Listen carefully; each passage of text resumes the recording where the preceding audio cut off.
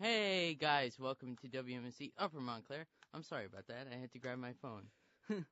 I didn't mean to do that. We're here at Geekly, over here at WMSC Upper Montclair. So we have to turn on the mics and welcome our guest today.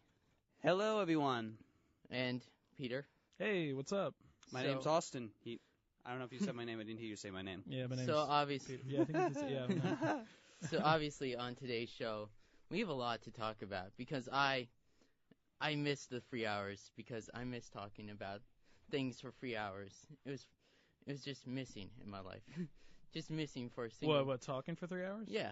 Talk for 3 hours about whatever he has on his mind. And knowing Trevor, he has a lot on his mind. I do have a lot on my mind. What do you have on your mind? And that's the whole thing about me. It's just like I have a lot to say. So today is the winter and summer special. Woo! What does that mean? So put on those sunglasses and put on the sunscreen and let's talk about... And winter jackets. Winter jackets because... Winter jackets because we don't want you to freeze. It's still winter, but... Unfortunately, it is still winter. Now. But... It's not that bad out anymore. It's improving out there. It's getting 61 tomorrow. On today's show, we'll be talking about The Tribe Has Spoken, which is Survivor recap for episode 3, which was a really funny episode. A really funny episode. For those not listening in or tuning in, I have my Survivor buff on because it's just good luck now. Oh, is that what you're wearing? Yes. That's what he's wearing. He actually made me feel it the other day. It's so warm and fuzzy. It is warm and fuzzy. It's a little strange right there. It is a little bit strange. It is the summer movie preview. We'll be talking about the summer movies that is upcoming for the summers. And then after that, we'll be talking about the death of Arrow. Because I can't wait to talk about the final... Stephen Amell? Oh, it's finally over. It's going to be finally over. Season 8, it's final season. Are you happy for that? I'm kind of happy in the same way. According to him, it's a terrible show. Well, at least as the seasons progressed, it became very terrible. Because of one character, Felicity, which we'll get into that later on. My coworker from Starbucks that I used to work with, she works for Stephen Amell now. She's best friends with him. No way. That's cool, but I just don't like the show anymore. This is gonna be an interesting show. This guy's staying close to everything. I have no idea what's going on in Arrow. I never watched it. Have you ever watched it, Peter? No. I've never watched Arrow. I'm into superheroes, but I'm usually into reading the comics, not really watching the shows or the movies. We're gonna have the Geek Pulse after that, which is the Geek News. Woo! The Geek News of the week, which would be Geek News of the week. Venom 2. We'll be talking about summer horror movies because there's so many, not summer like horror movies that are upcoming, but old summer horror movies like Sleepaway Camp, Friday the 13th. Mm-hmm. Oh, we're going back to the classics, people. Yes, we're going back to the classics. Woo! What are the classics? Yo, chill. Sorry. I'm gonna have to turn you down. You know that? I'm sorry. I just see the red meter go up, and whenever you sorry, shout and yell, sorry, I won't do that. I won't do that anymore. It just does that every single time. For those of you who are listening right now, I'm very sorry. I will not do that again. See, he apologizes. I hate Star Wars. That's a controversial opinion. That's a hot take. You hate Star Wars? I hate Star Wars and all Marvel movies. Oh my. Okay, so I'm dating someone who loves Star Wars. If she heard you say that, she will flip her lid. And see, I'm trying to keep my cool right now because I kind of like Star Wars and they kind of like the Marvel Star Wars. movies. I kind of like. I think the original 3 should be mentioned. Yes. Everything after that is just a marketing scheme for Disney to make money. That's definitely very controversial. Yeah. It's the prequels that are the marketing thing. No, how are those the marketing? So you guys because the prequel at least Disney is hashing out one every year. No. Okay, hold on, guys. Hold on one second. The prequels are done by George Lucas. Those movies were not as good. I will. As the newer ones? Okay, so wait, I'll walk you through it. Trevor, one sec. Just to make sure I'm not talking my foot in my mouth. When you mean the prequels, do you mean the Phantom Menace and up, or do you mean Phantom Menace, Attack of Clones, and Episode 3? Okay, just making sure. All right, sorry. Not the new stuff. Okay, good. No, I thought you were talking about like A New Hope because those movies were good. To me, those movies are terrible. Yeah. Except for Revenge of the Sith, which is partially decent. I like actually pretty good. And it's just like. But the problem with Episode 1 and Episode 2 is pacing, directing, everything about the filmmaking 101 stuff. I have a nostalgia filter on it. You have a nostalgia filter on it? My mom said to me, "You're not watching those movies.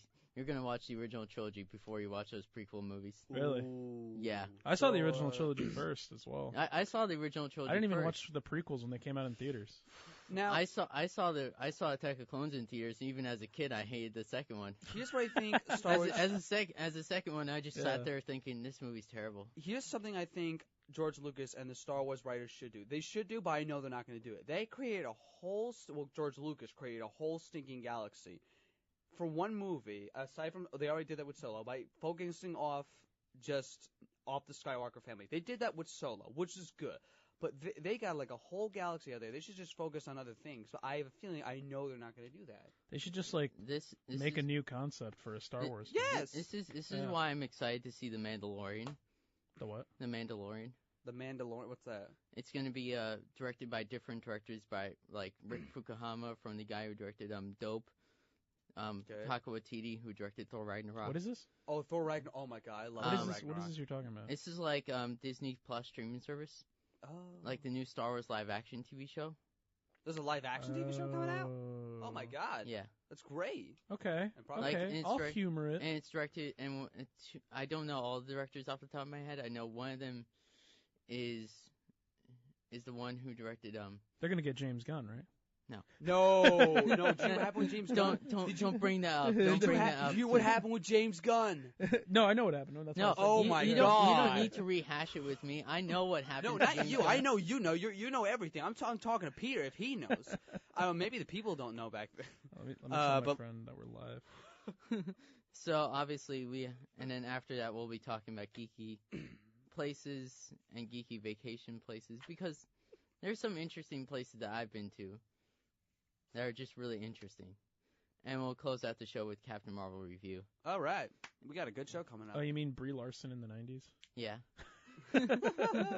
So obviously, the local weather, it is currently... I didn't mean to turn away from you. I like getting comfortable. No. You're all good, man. You're all good. It is currently like... I don't know yet, but... You don't know yet? Do you want me to say I'm pulling up Let's see, the weather is... I don't know yet. It's cold. 45 degrees Fahrenheit. We got... It's 45? It feels 45. It's mostly sunny. Feels like it's 43. Yeah. We got the humidity is at 34%. Dew point is 19 degrees Fahrenheit. Pressure is 30. UV good. index is moderate. It's 4 and visibility is 10 miles. Think about That's good. that. We're gonna have sunset at 7:01 p.m. Ooh. That's chill. That's really good. I'm glad the days are longer now. So I know, right? I'm gonna go for a quick recap of episode 3 of Survivor. Okay, let's hear about the Survivor. All right, because Survivor Edge of Extinction is getting really interesting, but it's still slow right now. So this is the people on the island? Yeah. This is the guy who lied like back in the 90s? No, same show. No, this is the guy who to give you context, Survivor is a show about these contestants who survive living off an island, and they have to also compete for $1 million. Right. And there was that guy who lied in the 90s, right? No, there was a guy who lied in the early 2000s. About his mom. Yeah. This is the buff this is the season that he was on Survivor Pearl Islands. Oh, okay. No. He said to his friend, just come up with any lie. Just come up with anything. Wow. And he said, so his friend came in and he said, how's grandma? And he said, oh, grandma's dead, dude. What? Yeah. Wow. Oh yeah. my God. So and who lied about this? Who lied about this? Johnny Fairplay.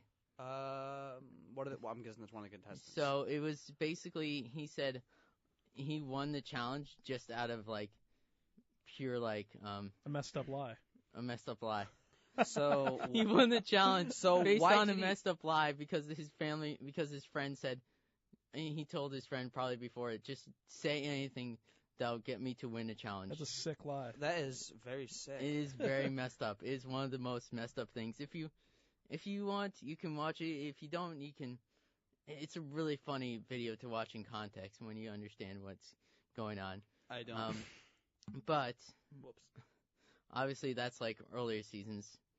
And so Survivor Edge of Extinction, for me, like, Wendy is stealing fire, and like, Wendy stole the flint and threatened to like steal the chickens as well, to release the chickens. What? Yeah. What? This is Survivor we're talking about? Yeah, this is Survivor. Wait, the current season? This is the current season. So Wendy. I missed Wendy on my island. Wendy stole the flint, which is supposedly to make fire, and she just stole it because she didn't want anybody to have a good time. And then She just stole it. So Yeah, she just she- flat out stole it. Like she no, just flat out no. stole it. I love taking first world problems and sticking them in like a primitive like setting and seeing them be like, I'm gonna take the flint and lose it, so that way no one gets fired. And it's like, well, Yeah. we're all gonna die now. So And then the other thing is she threatened to like release the chickens. the chickens. Yeah. chickens. They captured some chickens. No, they got it for a reward challenge. Uh, So they got the chickens as a reward. Oh. I So- mean, you could set them loose, but like, won't they kind of just chill? Like, I know. they don't like run I know. away. No, they don't. And then it's like, and then obviously War Dog and Laurel were just blindly following one of the. War Dog Yeah. and Laurel, Yeah. like Can you Yanni and imagine, Laurel. Like he names himself War Dog, but he's like the most unstrategic player ever. Oh my god. And he thinks he's like the best thing ever, but he's I'm gonna terrible. look this up. What's it called? Survivor: Edge of Extinction. Edge of It Extinction. is one of the funniest seasons so far because all these characters are How many just like seasons of Survivor is? Because my parents This watch is 38 seasons. This is season. My 38. parents watch this. I'm like, I don't get it. But- I don't see what's so great about this show. I So- mean, no offense to people who watch Survivor out there. That's you. What's the season That's you. Survivor: Extinction. Edge of Extinction. called? Edge. Oh my gosh. You know, I watched that Naked and Afraid show a lot. Oh my god, it's ridiculous. It's ridiculous. This is Yeah. like more like gameplay that's like really interesting. Yeah, don't they film The Price is Right like right next door to these people? No, they actually do go out on the island and they do okay. actually have to survive and all that Jeff stuff. Probst. Jeff Probst. Probst? Yeah. Probst. My cousin Probst. who knows a lot about Survivor. I think one of the things that she said is like she really wants it to do like the tribes as like all her wedding tables. Mm. It's really funny. But also during this episode we got the War Dog and Laurel just being like, oh, let's blindside Chris because he said like let's get rid of Kelly Wentworth. Oh my god, can you just no. Just no. I love how lost Austin is. I love it. He's just like, I don't know what this game is. No. Well, I'm what are we just talking like, about? yeah, man, yeah. It's just like, so obviously War Dog and Laurel Okay. conspired with Kelly Wentworth, which is a returning player. Oh no. I just Okay. love how lost everybody is right now. Yeah, it's Because like, I'm just like saying this, I'm just like, yeah, it's like We're this. just taking it like, yeah, cool, man. Okay, yeah, so all right. so wait, let's try to piece this together. Okay, so All right. War Dog and Wendy Laurel are in alliance with Kelly. in alliance with Kelly Wentworth. Yeah. Now, Who how's was a this Kelly? returning character? Yeah. Now, From how's how this? long ago? Now, how's this Kelly Um, character like? Trustworthy? Sandel Sur season 34, What year is that? 2014. Okay, so she's pretty recent. Yeah, she's pretty recent. Okay, yeah, I thought it'd be cool if they get like an old, like 50-year-old man from like the 90s Oh, season to come back. It's and- it's like it started in the 2000s. Survivor started in the 2000s. okay, well, post 90s. Oh, there are some good ones that Yeah. I would love to see return. But Okay, they so don't. they're working with Kelly. Yeah. Well, what's their game plan? Who are they Their going to game plan outwit, is, like, to just- outplay, outlast? Game plan is like War Dog just Yep. wants to follow just Kelly Wentworth Okay. and just be like, yeah, I believe everything that she says. I'm Is there like, any romance on the show? No, not this season so far. So Has why there exactly been? does he Yes. just want to follow her? Just like pretty much be He just wants the her to puppy be dog. like a shield for Okay. his gameplay. Do you watch WWE? Yeah, Okay. I know what WWE is. We'll get to that. Yeah, Uh, WWE is like an own soap opera in itself. It's like people say to me, "How's like Survivor like a soap opera?" I'm like, "It's not, but at the same time, it is." If I explain it to people, they're just like, "This sounds like a soap opera." I'm like, "Yeah, it does, but it's not as like." Yeah. Once you watch it, you understand how really intense it is. So who just got voted off? Chris, who And, is and why did my he get my voted dark off? horse for He's your what? He was the dark horse for this season.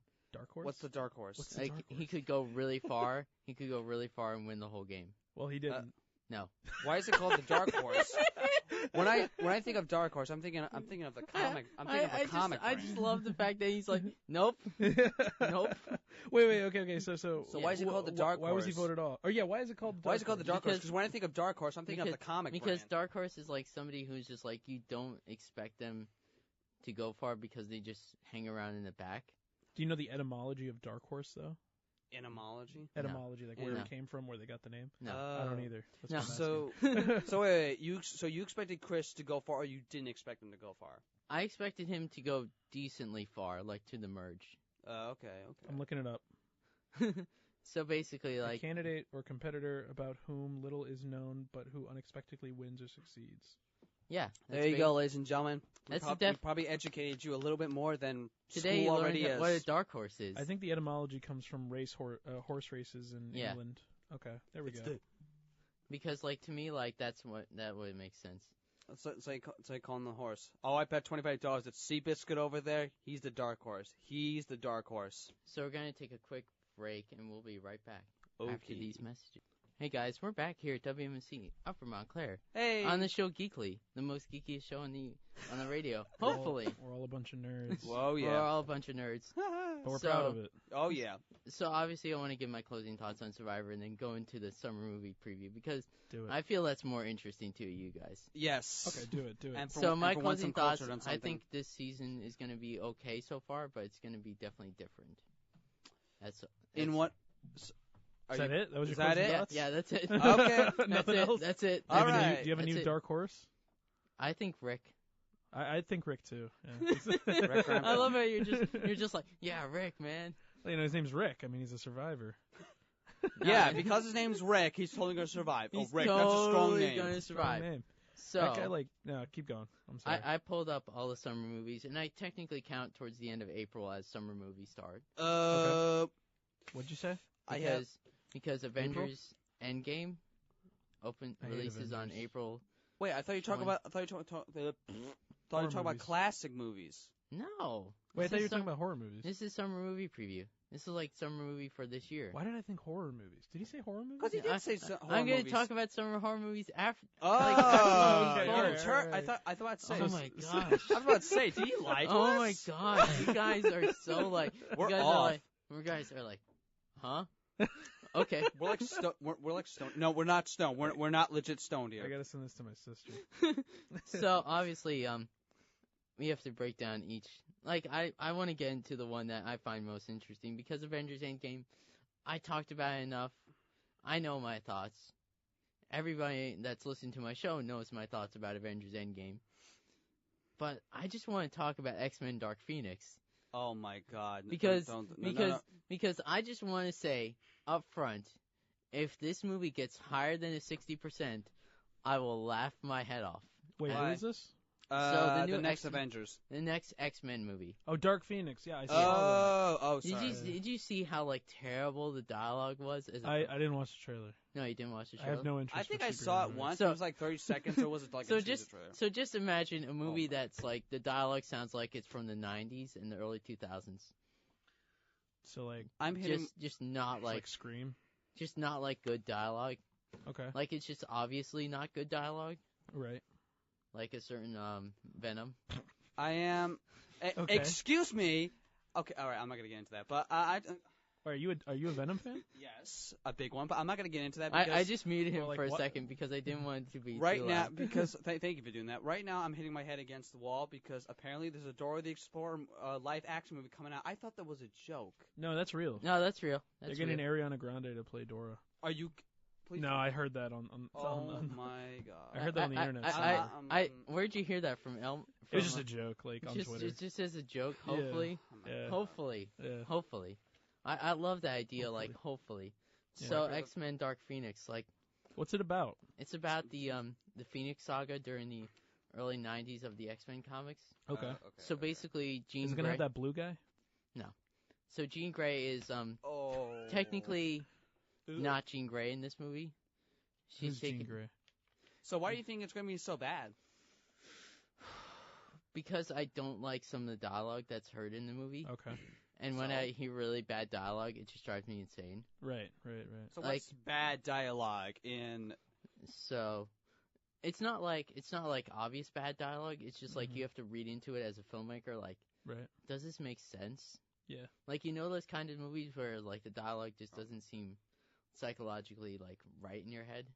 Like for the characters to be saying that? Yeah, Yeah, I understand. like that. Yeah. Like that's what I see in my head. Yeah. If I say bad dialogue, that doesn't mean I don't like the movie. That means like the characters weren't well written as enough. Okay. All right, Yeah. I see I what see you what mean you're there. saying. Like to me, And you like, feel that with Dark Phoenix? I feel that with Dark Phoenix, almost and I said feel Dark it with Horse. Venom because to me, like, it's not the fact that I don't like Venom; it's the fact that the characters aren't well written enough. Yeah. There's not much effort put into it. I remember seeing X-Men movies when I was a kid Yeah. with Hugh Jackman. Hugh Jackman. Hugh Jackman. Hugh Jackman. Hugh Jackman. Hugh Jackman. But Hugh to me, like, I obviously love that fact. But like, I'm just like sitting here watching the movie, watching a trailer in IMAX. I'm just like, it doesn't look good in IMAX. What, the Dark So Phoenix? I saw Captain Marvel the weekend in IMAX. Okay. Oh, What was nice. And it was awesome. You liked it? I saw it in Washington D.C. It was like an okay. I like Brie Larson. It was like an okay movie. Yeah. Pacing, not so great. Okay. Something Why is that? like I'll get into it more. Okay. But to me, like, when I saw the trailer I was hoping for Avengers Endgame trailer in IMAX because that would just made me so happy. Okay. But all I just got was the trailer for X-Men Dark Phoenix, which I'm just like. I saw like the trailer to give you context. It spoils a death. No, I hate it when movie trailers do that. It spoils a death, which I'm just like, dude, I'm really gonna have to turn you down a lot more now, Austin. Oh. Because you're just yelling I so don't mean loud. to yell. The volume in my the volume in my headphones are so low. I don't mean to. But no, okay. So It's like, just chill it out, man. Okay, sorry. Just chill it it's out, one of my man. pet peeves when they spoil stuff in the trailer, especially a death. Because Right. Yeah. It's a huge pet peeve. Are we gonna share? Are all of us gonna share movies coming out in the summer that we are very much looking forward to? Yeah. Okay, awesome. Let me check awesome. my. And I'm totally. sorry to keep raising my voice. Yeah. You don't have to raise your voice. This Hey is guys, the radio. my mom It's says not... she's hearing me, and it's so cool.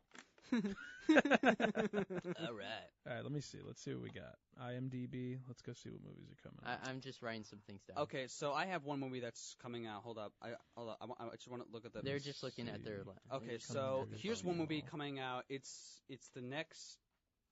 It's a good horror movie coming out. It's called The Curse of La Llorona. La Llorona. Thank you, La Llorona. Yeah. Okay. It looks fairly good. I mean, James Wan has to do with it, and there we go. Now the volume is much better. Oh yeah. It's a lot more wacky. Yeah. I don't know. Oh, he turned up. You know what? I think he turned up the mic, the headphone volume. Okay. That's So, so the Curse of La Llorona. I'm really upset that James Wan did not write it, nor did he direct it. He's producing it, so I'm a little upset about that. right. But looking at the trailer, it actually looks fairly good. So I'm looking forward to that. I'm looking forward to. Oh, this doesn't look good anymore. Scary stories to tell in the dark. I am looking forward to that because I saw some shots of that and I was like, "Ooh, Guillermo, let me get that." Oh, It's not actually directed by Gilmer. I know. I heard he's a part of it somehow. He's producing it, but the guy who directed Autopsy of Jane Doe is directing it. I'm looking forward to it. I also I'm interested in Us by what's his name, Jordan Peele, but that's coming out next week. it doesn't look as good as Get Out. I don't know why. I've heard at South by Southwest it's surprising. Really? Yes. Well, I'm definitely gonna go It's check it out. If you want, we can go see it. Like, Trevor. Yeah. Sorry to cut you off. Let me ask you something. What do you think about the new remake of Child's Play coming out?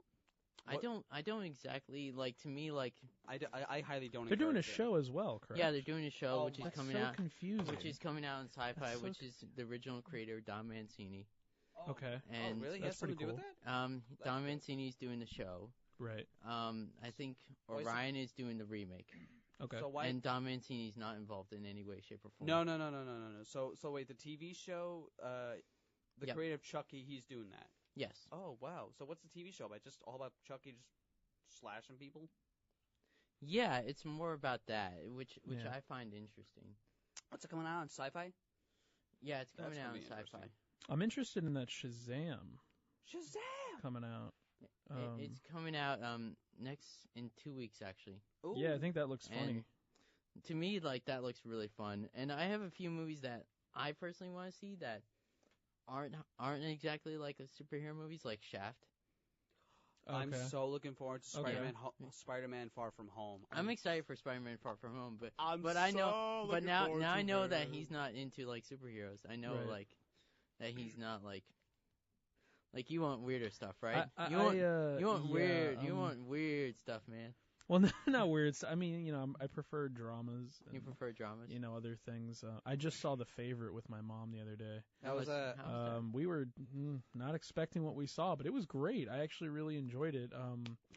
Whoever did the cinematography did a wonderful job. They kept throwing in fisheye lenses like everywhere, like the widest angle lens that just completely threw off the entire like mood, and you're just like, wow, this is incredible. Yeah.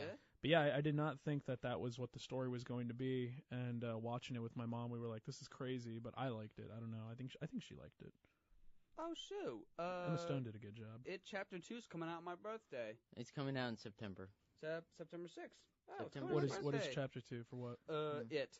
It. Stephen King's Oh, It. I am interested in that. I saw the Yes, first one. I like and the first one. I saw the first one. And I'm like, oh my god, I gotta see Chapter 2. Yeah. It's coming on my birthday. Basically, Awesome. there is a movie that you would like. That's a horror movie that's coming out in the summer. Who, me? Midsummer.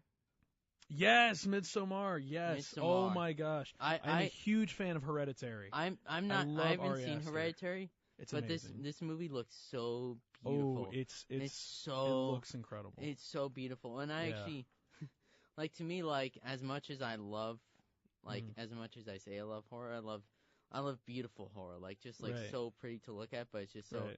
like So that gory. looks. It looks so. Well, he's a really good storyteller. and he's like, and it looks like a Scandinavian one. Yeah, I think it's- I'm who's this part. guy? Which I'm part Swedish. Ari Aster, Ari, and then I'm part Swedish, so that to me is like just yeah, awesome. right? Like Yeah. that's like Oh. yes, there. It's like a real event that Oh, here it is. Yeah. that's held every year. Oh my And god, also that's that like movie, freaking oh boy. if you're interested, there is a movie that's really awesome, which is Lords of Chaos. I just saw that 2 nights ago. Really? Actually. How yes. is that? Horrible. It's an absolutely terrible film. I don't. what film? You should just read the book. Yeah, that's my she kept telling me my friend Amanda was really into Mayhem and Yeah. all them, and I had read the whole story of them on Wikipedia. They burned down the churches, they murdered a few people. What movie is this again? This Sorry? is Lords of Chaos. This is Lords of Chaos that we're talking about right now. So it was a terrible film. Yeah, it was terrible because they're I think they're Finnish. Was it Finnish?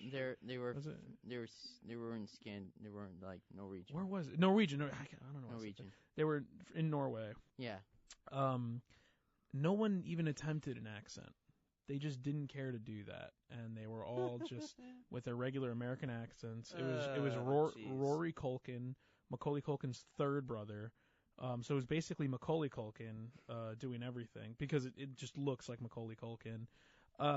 His and- brother's that much similar looking to him? Yeah, Wow. and it was just very edgy, and it just seemed like something I probably would have really enjoyed in 8th grade, as opposed to now is like, there's just so much happening right now, and the story's moving so fast that I could care less about you know, this movie. Like to me like other movies on my list are like Godzilla, King of All Monsters. I'm not really into Godzilla. No. I like I think there was like a 2001 Godzilla movie. Was there? I don't think it was 2001. Was it the one with Roland Emmerich? It was the one where there was like I think there was little. No, I don't consider that a Godzilla. Yeah, movie. I love that movie. No.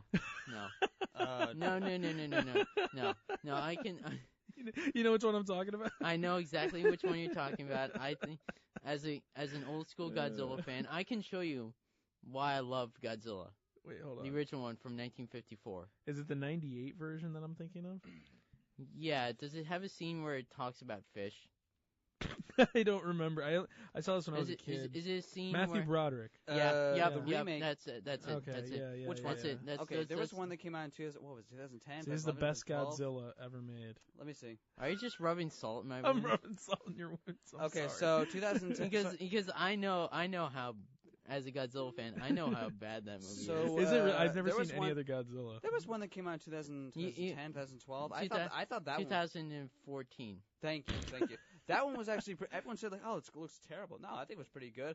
It was close. I saw it with my friends. Like, wow, that was spectacular. I'm like, It was closer to the Godzilla of what I like. What, the one in 2014? Yeah. I think That the was good. 98 one really tied in. You're just the rubbing first- salt in my wound because you know the Dude. fact that I love Godzilla. Yeah. Because don't to me, trigger him on his own radio show. For the no, love of God, I'm please. fine. I'm fine. Are you? No. Because Matthew Broderick did a great job Oh. in the 1998 version of Godzilla. Oh, no. Oh, boy. Here we go. I'm just kidding. I literally remember scenes from it as a child. Yeah. I'd never watched any other Godzilla. I saw... I have, mostly all the Godzilla movies. Like, you mean the old ones? Yeah. Like the first one? Yeah. Really? Like the Japanese one. Yeah, that's pretty cool. Not the American. I like King Kong.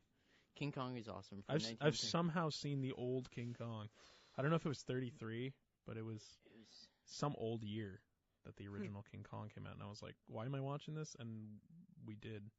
It's really awesome. Yeah. And another movie that I find surprisingly interesting is just to me like, as much as I say I'm not a Fast and Furious fan, I am. Oh gosh. Like Hobbs and Shaw. Yeah. That looks just ridiculously fun. Wait, what movie? Hobbs and Shaw. Oh yeah, it's about basically it's a featured film about the two characters. I thought they weren't casting Dwayne Johnson. So it's canon to the series? Yeah. It's a spinoff. So yeah.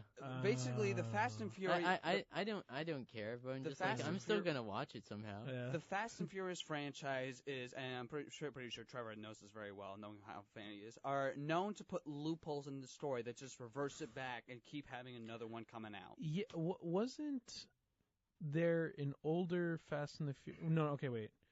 There was one of the later Fast and the Furious was actually a prequel to Tokyo Drift or something. I think it was the fifth one. No. Was that true? No. Yes. Yeah. Yes. Which one? Before one of the Which characters. It was before. It was because at the Well, end. because someone was telling me that there was a later. It's a really complex series, and I don't want. There was a later one. It's so crazy. It's so complex, and there's so many loopholes in the story. That's not well, even funny. I think it was my friend Eric. I'm not sure. Someone told me that. I saw the fifth one in theaters, and basically what happens, so one character who dies in Tokyo Drift dies at the end of the fifth one, so that just reverses back to the fourth one. I don't want to spoil it for those who have not seen. Well, he told me that one of the later installments was a prequel before Tokyo Drift. Yes. But Tokyo Drift, they one. have flip phones, and in the prequel one that was a later installment, they have like iPhones, and it's just really confusing. So I think you're talking about the fifth. I think. Is it the fifth one? Yeah, you're talking about the fifth. Did they actually have iPhones in the fifth one? Now that I think about it, I didn't pay attention to that. I didn't pay attention either. Okay, well, as long as the fans didn't catch it, then I think it's fine. I think that's very interesting. I didn't catch that. I didn't catch that at all. Very interesting. Okay. So the next time I watch Fast and Furious 5 and Tokyo, my brother loves it. I'm not really a fan of Fast and Furious, but the fifth one particularly caught my eyes. Wasn't that Too Fast, Too Furious? That's the second one. That was the second. That's the second one. No. That's the second one. No. The fifth one's just called Fast 5. It's just called Fast 5. Fast 5. Okay. Fast 5. Okay. So it's a prequel that still chronologically labels itself as the fifth installment. Yes, it's confusing. It's confusing. Don't even get me started. I don't even know the entire timeline myself. I'm pretty sure Trevor can give it to you in like half an hour tops or something like that. I can't off the top of my head. It's just. What's his name? Paul Walker. Yes. Paul Walker. Yes. R.I.P. I just want like to me like those movies like are fun, but I'm just to me like. Did you see the trailer for when you saw the movie? Like when you went to the movie theaters, did you see a trailer for Men in Black International? I just found out that that came out. Like that looks okay. Right. Like it just looks to me like a weird movie that's stuck in the 2000s. It's a reboot, right? It's a kind of sort of reboot. Is Will Smith in it? No. Oh, they took Will Smith out. Tessa Thompson. Okay. So it's two new agents. Tessa Thompson and Chris Hemsworth. Oh, that's Tessa? Yeah. Oops. From Creed and Creed 2. Okay. Oh, Creed. No. I love those movies. I saw Creed 2. You saw Creed 2? I served Creed 2. Oh, my God. I was a server at AMC. So I brought food during that movie. Creed is just such a good movie. That was a dead movie. No one was in there. No Sorry. one. In the movie theater, like no one came to see it. Oh. So, maybe a few people. What? Yeah. Okay, so we're gonna take a quick break. No problem. It's time for another WMSC featured movie.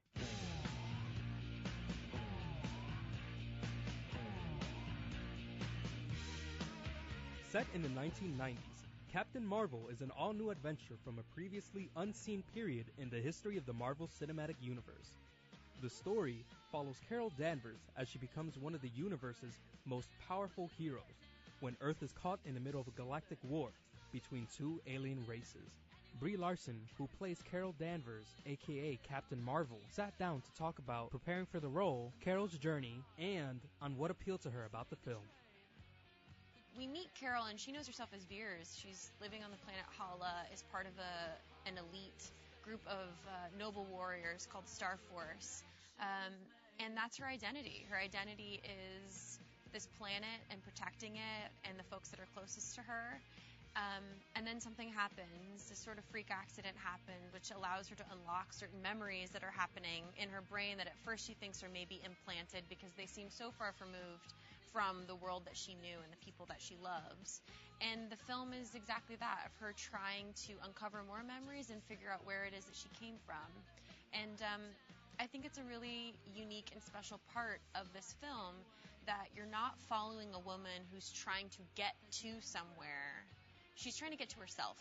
Because this is an exploration in one avenue of what female strength can look like, it was important to me that I put myself in that position myself, to not just say, oh, I just put on a magical costume and suddenly I'm super strong.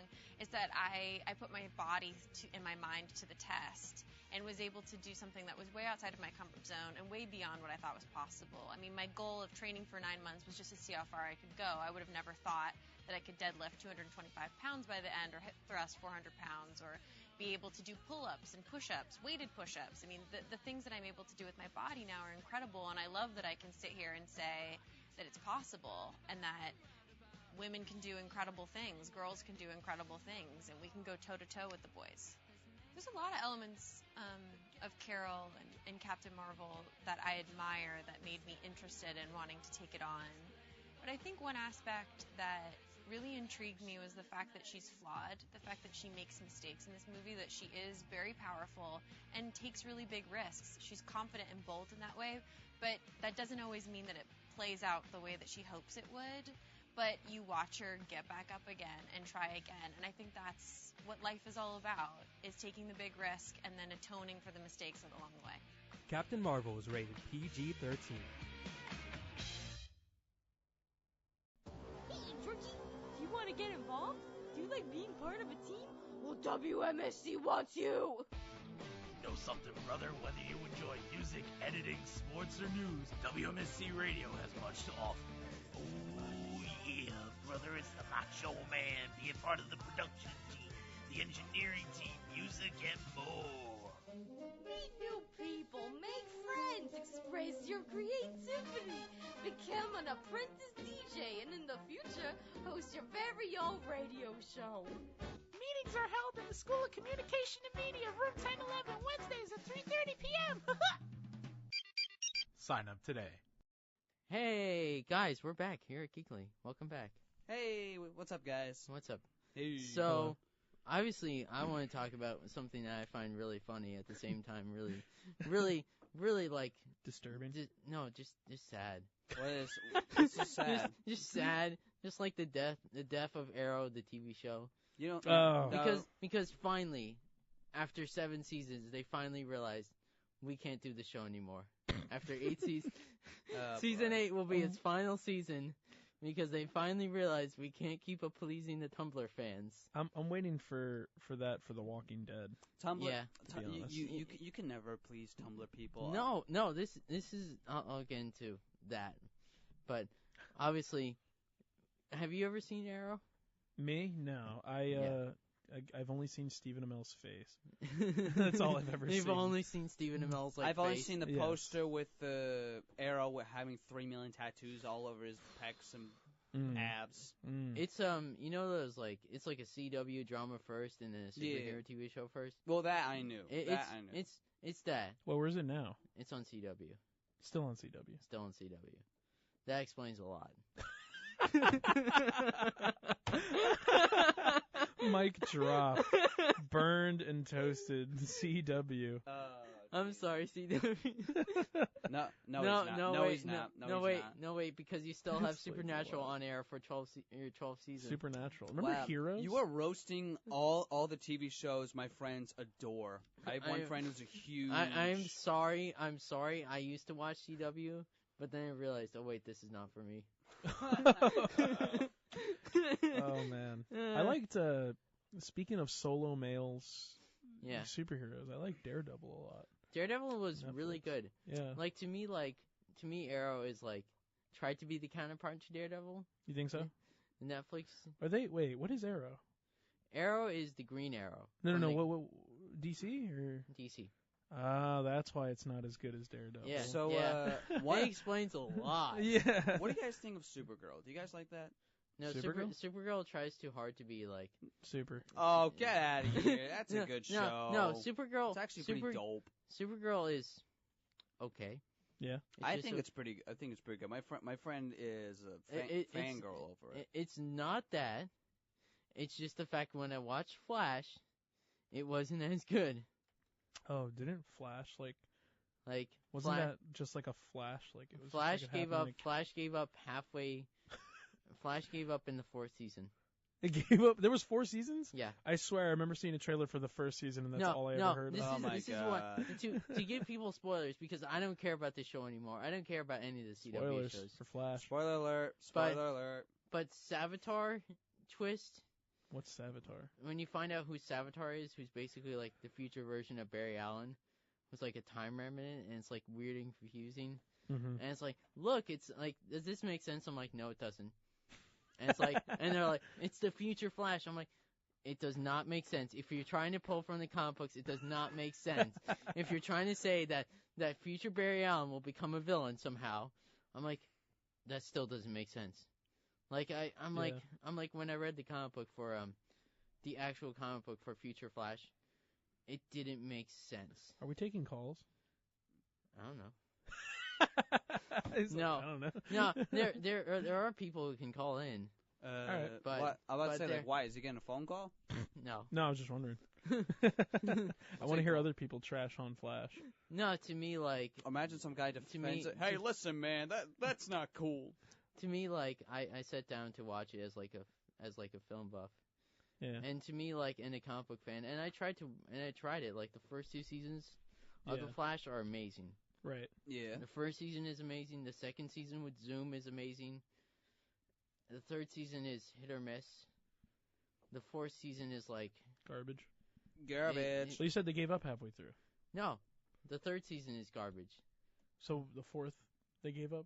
The fourth they gave up They gave up on the fourth. because they said here's the thinker, and I'm like, what are you doing, Flash?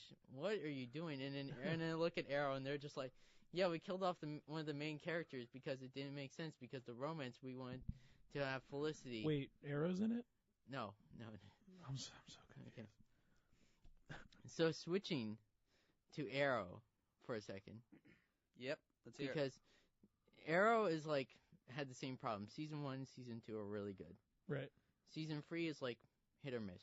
Okay. All right. Season 4 gets like to the point where it's just like you killed off a major character that was gonna work in the long term, Right. and they didn't make it exactly make sense. Okay. I didn't want to spoil it because to me, as soon as I start spoiling the fact that I wanted one character to be getting rid of, and then they got rid of another character that was way more important to the Green Arrow storyline. Right. So just imagine my shock and awe when they say like, oh, there's this character survived. I'm like, no, she should not have survived. She should not have survived. Right. I'm like, but you killed off this character, and that doesn't make logical sense. Does that make sense? I'm like, for your one friend Austin, I'm gonna just spoil it because I don't care. For the one friend. I don't care either. Go for it, man. So Dinah Laurel Lance is the original comic book couple of Green Arrow. Right. Okay. So when they said, yeah, we're gonna have her in the show, she's gonna be one of the main love interests, and then this character called Felicity Smoke came in, and she was an original character for the TV show, All right. meant to be more interesting. Right. Mm-hmm. Right. But as soon as the seasons went on and on, she became more the central focus of the show, and not Green Arrow. Right. And Green Arrow was pushed aside. Okay. Oliver Queen was pushed aside. Okay. So they shared like you could make a whole joke about like how it became the Felicity Smoke show rather than the Oliver Queen show. in the Green Arrow show. So she was like a hacker, and they gave her like a villain and everything. It was like so ridiculous. And then I'm still so lost. just imagine like a poorly written Tumblr person. Tumblr, like the that's website very, Tumblr. Yeah. That's very easy to do Yeah. because they're all over the place. A No, poorly written Tumblr person. A poorly written like Tumblr Best post? description like for a character. like a Mary Sue. Oh my Mary god! Sue. No. You know what a Mary Sue is? No. A Mary Sue is somebody who's so powerful and is given all the praise and all the things to be like the best person ever. But at the same time, they're the worst written characters ever. That's an actual term, Mary Yes. Sue. Yes. Who coined it? It was it was from a Star Trek fan fiction or something like that. Was there someone named Mary Sue? in the Yeah. Oh, okay. And okay. and she wrote it as like all these characters. She made her the central character of the story, Okay. and then she made everything revolve around her. Is this a known thing? Yes, this is Do people known. know this Mary Sue thing? Yes. I don't. Like do you I do you didn't know even know about that. like That's do you crazy. know how like Rey is like a bit too powerful? Oh, Star Wars? Yeah. I hate Rey.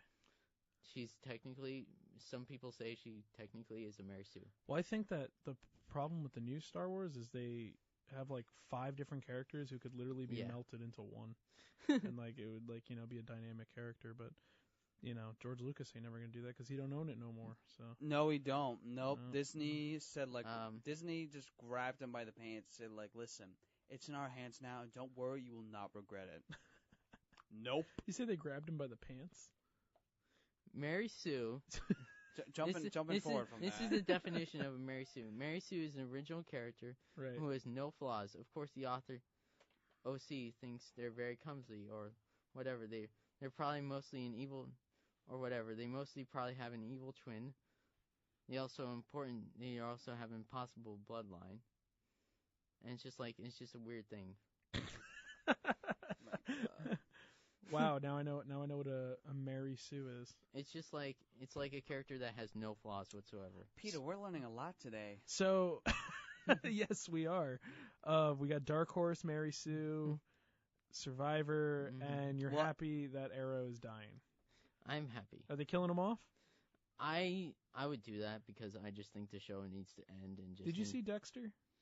Dexter's good. Yes, Dexter's I, good. I've heard so many things about Dexter finale. My friend has you shown me. sound- Don't tell me what the finale is because I haven't seen it yet. No. I'm watching it. I'm watching it at a very snail's pace. Okay, I've seen, okay. Here's what you do.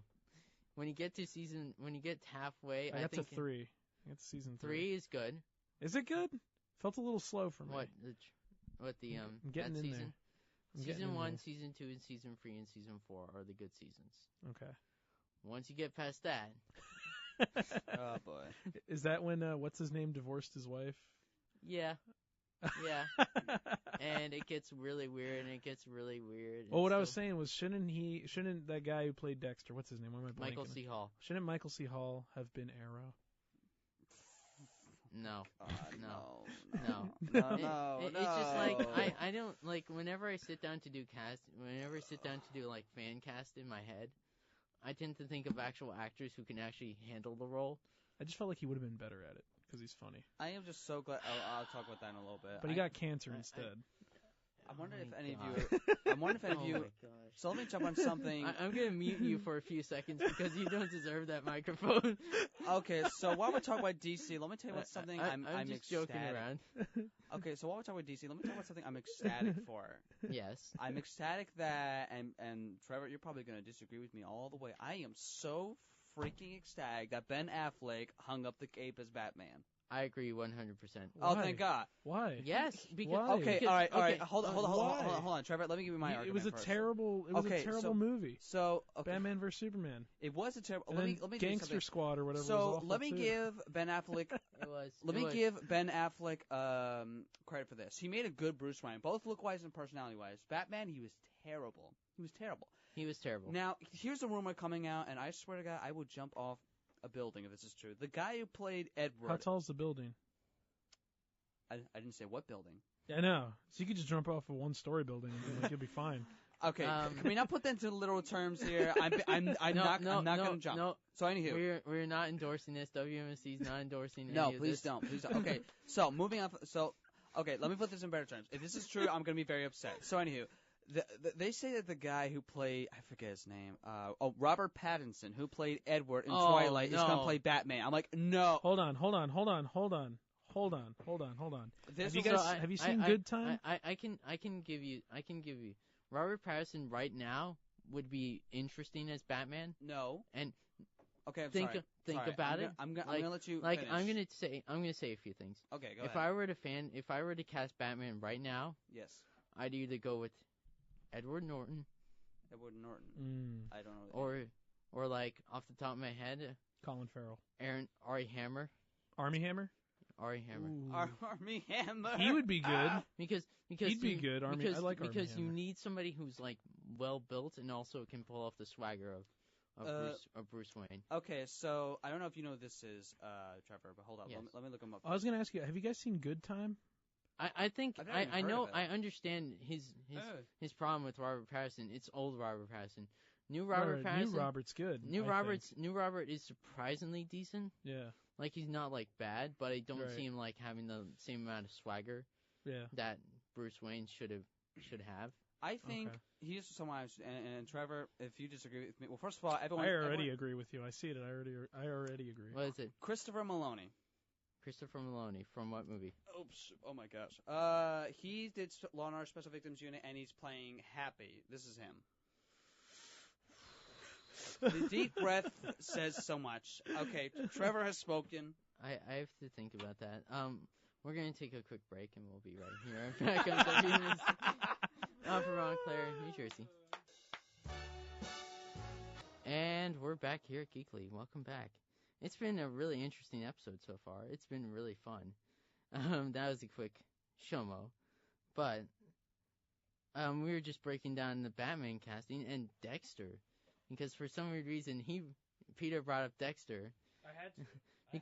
Because to me, like, I've seen some... You've seen Dexter. I've seen most of Dexter. Well, did you see Lost?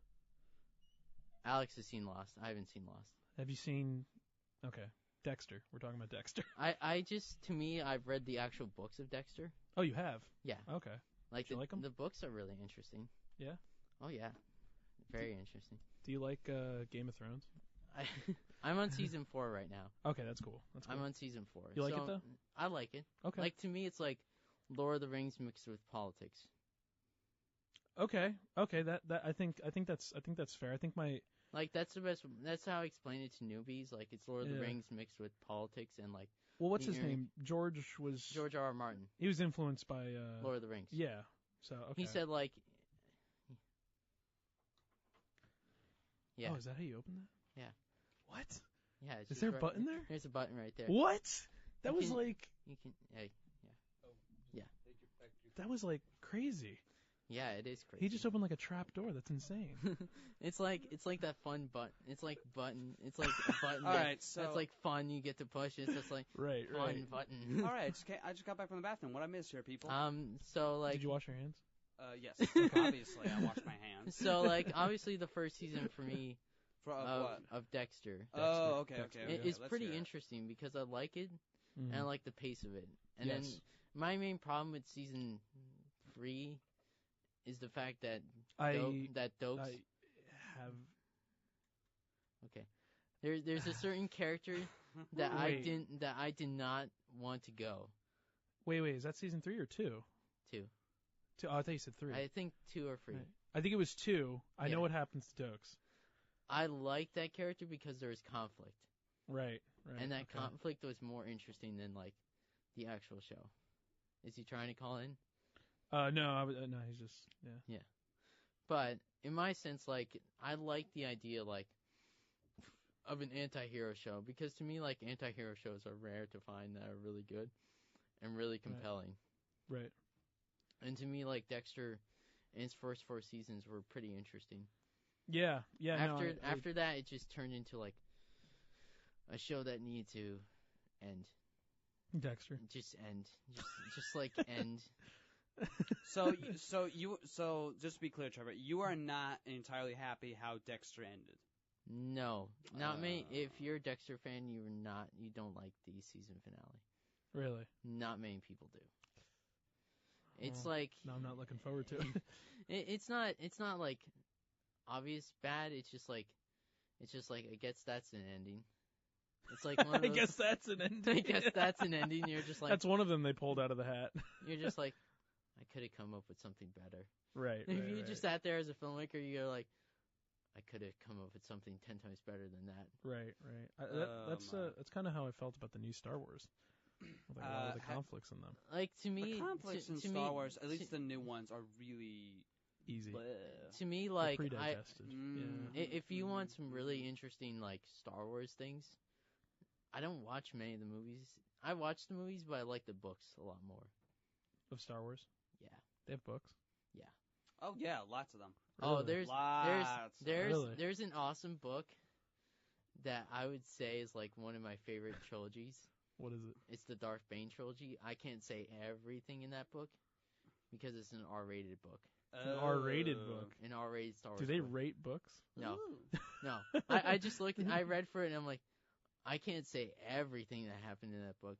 Right. But it started the rule of two. Like one shall crave the power, one shall Mm-hmm. have the power. Ooh. And it's this whole idea of like, it's like master and apprentice. Right. I don't want to say much about it because it's so awesome and it's one of my favorite. It is one of my favorite books. Okay. Of all time? One of my favorite Star Wars books. Oh, okay. My other favorite Star Wars book is this book called Star Wars Lost Stars, Oh, really? Lost Stars. which actually made me cry when I read it. Really? Yes. A book made you cry? Yes. That's crazy. I've had a book make me cry. I've had two books make me cry. I've had movies make me cry. It's Same. Yeah. It was like Romeo and Juliet. good movies. It was like Romeo and Juliet meets Star Wars. Have you guys ever seen And Mama? it, Sorry. I love how I'm just like, no. Trevor's Just looking at me. like, no. Trevor's just looking at me with this shunning look, like, no, how dare you speak over me? So, Mama, what is that? It's a horror movie from the guy who directed Andy Muschietti, who directed the It movies. it's so, dude, the ending made me cry. I'm not gonna spoil it because I really want you to, if you're into horror. Is it bad? No, it's sorry, I mean, yeah. No, it's Let me see. fantastic. I'll look it up. It's so fantastic. I'm I sorry. think I remember. Is that with the kids crawling It around? was Oh, what did you think, Trevor? the- Did you like it? I didn't even watch it. Oh my God, really? I didn't even watch it. It doesn't. It's, oh my God, I can't- it's so sad. It has some funny parts. It has some jump scares, and it has some parts that just it still get me. I've watched it like 4 times. I mean, I watched it the other day, and even after watching it the 5th time, it still makes me cry. Yeah. The chair is acting weird. So, I hear a lot of moving around. What's going on over there? I don't know. Oh, So- okay. So back to Yeah. what were we talking about? So many things. So many things. Do you play But- video games? I don't play many video games. I do. Okay. You do? I Yeah. I just have Okay. I have my Nintendo. Why, I was what? gonna Why? What do you ask? I was gonna open up, but I mean he's the host. So I have many like I I have don't want my to like. Yes, he can I cancel have- our conversations if you wanted to. Yeah. I have my Nintendo Switch. That's it. Okay. I don't have many like next gen consoles because to me like I don't like that stuff. I feel that. We'll talk video games after the We'll show. do. Yeah, I was gonna. We could But- do that. Yeah. But it's just to me like yeah, Right. I have more casual stuff Okay. because I'm more of a casual video game player. Right. It's Right. Same. I don't do it as often, Yeah. Yeah. nor do I do it a lot. You play Clash of Clans? You look like a huge classic No. Clash of No, Clans fan. Clash no, of Clans I really think interests me. all those mobile games are ripoffs. Yeah, they are. Yeah. Yeah. They're all just trying to get your money. Yeah. At the end And of the day. and like just He to me like roasted. I am like I have enough money and I don't want Right. to spend it on video games. Right. On like video games that are just gonna suck up all my money. That's true. Yeah. Yeah. To me, like I just like I like going to the movie Oh. theaters a lot. Yeah. So that's my addiction. You know the first movie I saw when I went to the movies alone? What was the It was, first? it was Get Out. And I was like, I'm glad I came to see No. this by myself. I've seen so many movies by myself. Yeah. It's I- nice when you do it by yourself, Oh my It's gosh, nice. it's so nice. It is Yeah. now 2:00 over here at top of the hour over here at WMSC, Upper Montclair, New Jersey. I had to do that for a quick thing. Yeah, ding That's ding. all right. Isn't that every And- hour? It's It's yes. it's every hour. It's every required. hour. Required. Yeah, it's every hour. Required. Welcome to the show. So when are we gonna have the FCC on as a guest? Oh my god. So like, have you ever been to like So I'm gonna go into the Geek Pulse, which is the quick news of the week for the Geek News. Oh, The Geek News. Okay. There wasn't much. There was some stuff, but not enough. Okay. But obviously Star Wars Episode 9, Matt Smith is no longer in the movie, which I find very interesting. what movie? He's the Doctor Who. Oh, He's from Doctor Who. What was he gonna do in the movie? We have no clue. I have no clue. Well, it's okay because it's a dying franchise. So obviously after that, It's only getting bigger. the only Star Wars movie that I'm really excited to see is the David Benioff and D.B. Weiss directed Star Wars okay. movie. Yeah. Is that a movie or a show? It's gonna be a movie. It's gonna be a movie. Okay. What's so it about? I'm like, these Chewbacca. guys did Game of Thrones, Yeah. so you know it's probably gonna be very complex, Right. and it could be pitching PG-13 and R. I would see an R-rated Star Wars movie. I could Oh, see that. I yeah. could see them I feel like doing. that'd be so much better. I could see them doing you 2 imagine- movies possibly. Can you imagine watching that as Anakin becomes Darth Vader? I could like what they Yeah. would do with a I rated R could version. I could see them doing this movie, Sith movie, like the Rule of 2 movie, which the would what? be awesome. Okay. The The Darth what? a Darth Bane trilogy. The Sith movie. Oh. The Darth Bane trilogy would be awesome to watch. Okay. If His they name get, is Darth Bane. Yeah. Like Bane. It's Bane from Batman. He No, got blasted no. into the sky, and then he became, and then the This- Sith said yes. I just Yes. I can't. We need. I don't him. want to recommend the book, but I just want to say, if you're a Star Wars fan, It's a good book. it is a good book. It is a good book. Yes, Bane got blasted from Gotham City into space, and when the Sith saw him, he's like, yes. Suicide Squad 2. No, no. So the movie that Pimp Joker, Jared Leto. no, it's directed by James Gunn. Oh, I heard about that. Yeah. Yes, that's right. Wait, no. I thought they kicked. No, No, that that was was Marvel. for, Marvel. Guardians of the Galaxy. So good. Now I have some hopes for that. And it's James Gunn, Gunn. and He got- that's he got Gunn, gunned. and that they had to replace Deadshot with Idris Elba. Wait, who? Idris Elba, Who's Why? that? because Will Smith due to scheduling. Oh, he dropped out. Yeah. Well, it's gonna be a terrible movie anyway. Yeah, it's so, gonna you be know, I interesting to mean, watch. I'm pretty sure. After that we have tickets. Wasn't he gonna play 007? I have him. I like him as 007. I think that would be so interesting. I love the idea Yeah. because speaking of 007, What's his do name? you know who's directing the actual new James Bond movie? No. Carrie Joy Fukuhama from the guy who directed True Detective the first season, Oh. okay. and the guy who directed Maniac on Netflix. Oh. Oh, is that with Emma Stone and Emma Jonah Stone Hill. and Jonah Hill? Yes. Right. I didn't see that. Was that good? I didn't watch it. Oh, okay. It didn't look that interesting. I just can't wait to see like an American director take on James Bond. He's the first American Oh, really? to actually be put in charge of the. Well, film. I hope he gets what's his name? That Bay guy. He's Daniel Craig. This will be his last film. Oh. His last James Bond. Oh, Film. you sure?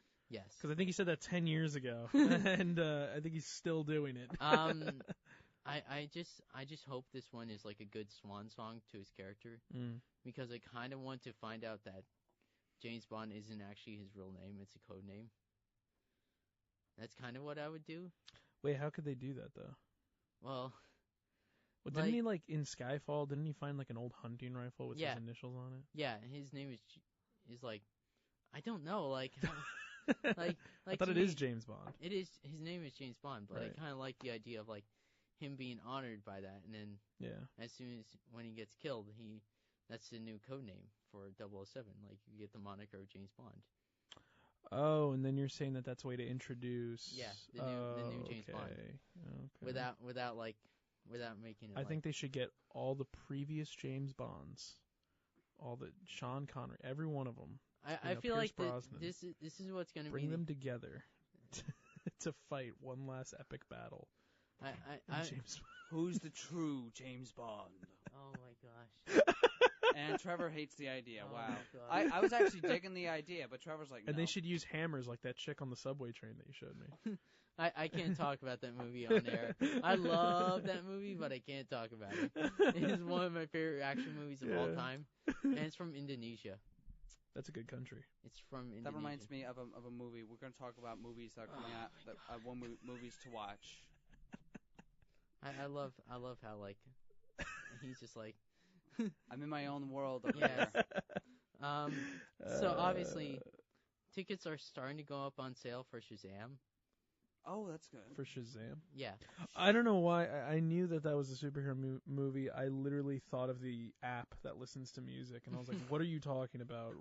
Is there a Shazam concert we don't know about? There's a Shazam concert. They're like, you just hold your phone up, and that's how Yeah. you hear the music. yeah. Shazam! Okay. So, yeah. Shazam looks really good. My mom said she used to watch Shazam as a little child. My mom wants to watch it with me as well. That's nice. I just found out Because this week that it was an old TV show. I'm like, wow. Yeah, Like my from mom the, used to watch from it. the 70s. I think she said there was a character named Isis or something, but they can't bring that character back. Because of racism reasons. Yeah, Yeah. certain reasons. But obviously last week we had a few really good trailers come out. For Shazam? No, For what? we had Shazam. We had the Shazam trailer. We had the Game of Thrones trailer release Okay. for season 8, which is the final season. Which I like Game of Thrones. I just really wish it was just. It's hard to get into. I think that's the best way to say it. Really? Apparently, It's one of the few shows that I would say is like, if you get past season 1, you're good. Because season 1 is just slow. my girlfriend's getting into Game of Thrones. That's just she's talking about it. I'm like, listen, it's great that you're watching it, but now that you talk about it, I have no idea what you're saying. No, it's. I'm just realizing how uncultured I am. Well, because I'm not watching television anymore. Well, that's interesting that you say that about Game of Thrones season 1, because it is slow. Yeah. But to get into, I feel like I was very much into it after I saw the first episode. After you see like the first or and- second episode, you start getting into it and I you was start kinda- understanding the world. Because it wasn't like, for me, it wasn't too fairy tale-esque. No. With the idea that it's like just like we have to fight evil. And it's like it's just that's kind of why I like this show, The Expanse. The Expanse. Yeah. What about Highlander? What about Outlander? What about Outlander's time travel and time travel in like fantasy. what about Vikings? Sure. No, I'm just saying, like, have you ever heard of The Expanse? No. The Expanse is like a really good sci-fi show from authors who were actually working under George R. R. Martin. Oh, okay. The Expanse. Yeah. Eric, if you're listening, check out The Expanse. Like, just be like, go. But Yeah. it's basically about these Let me look two. it up. It's a show? Yeah, it's a show. It came out? Yeah. It exists? Yeah. I gotta It's look this up. it was on Sci-Fi Channel, which you would think, oh, that's gonna be like terrible. I'm like, no, it's not. They So were working basically, on it. it's this world of belters, and it's like well built. Like all the politics behind it and all the world building behind it makes a lot of sense. It takes place in like the near future of like, and you have these belters, you have the Mars people, and you have the Earth people. They all want to fight for resources. And so at the middle of it is this ship called the Calbearers. It's very sci-fi. Yeah, it's very sci-fi. Very sci-fi looking. And it's like, and it's very intense and very well written. Okay. And it has points that I just don't want to say because Okay. it does things that I just love a lot. Right. And it's just like, this is the kind of show that I really like a lot. Yeah.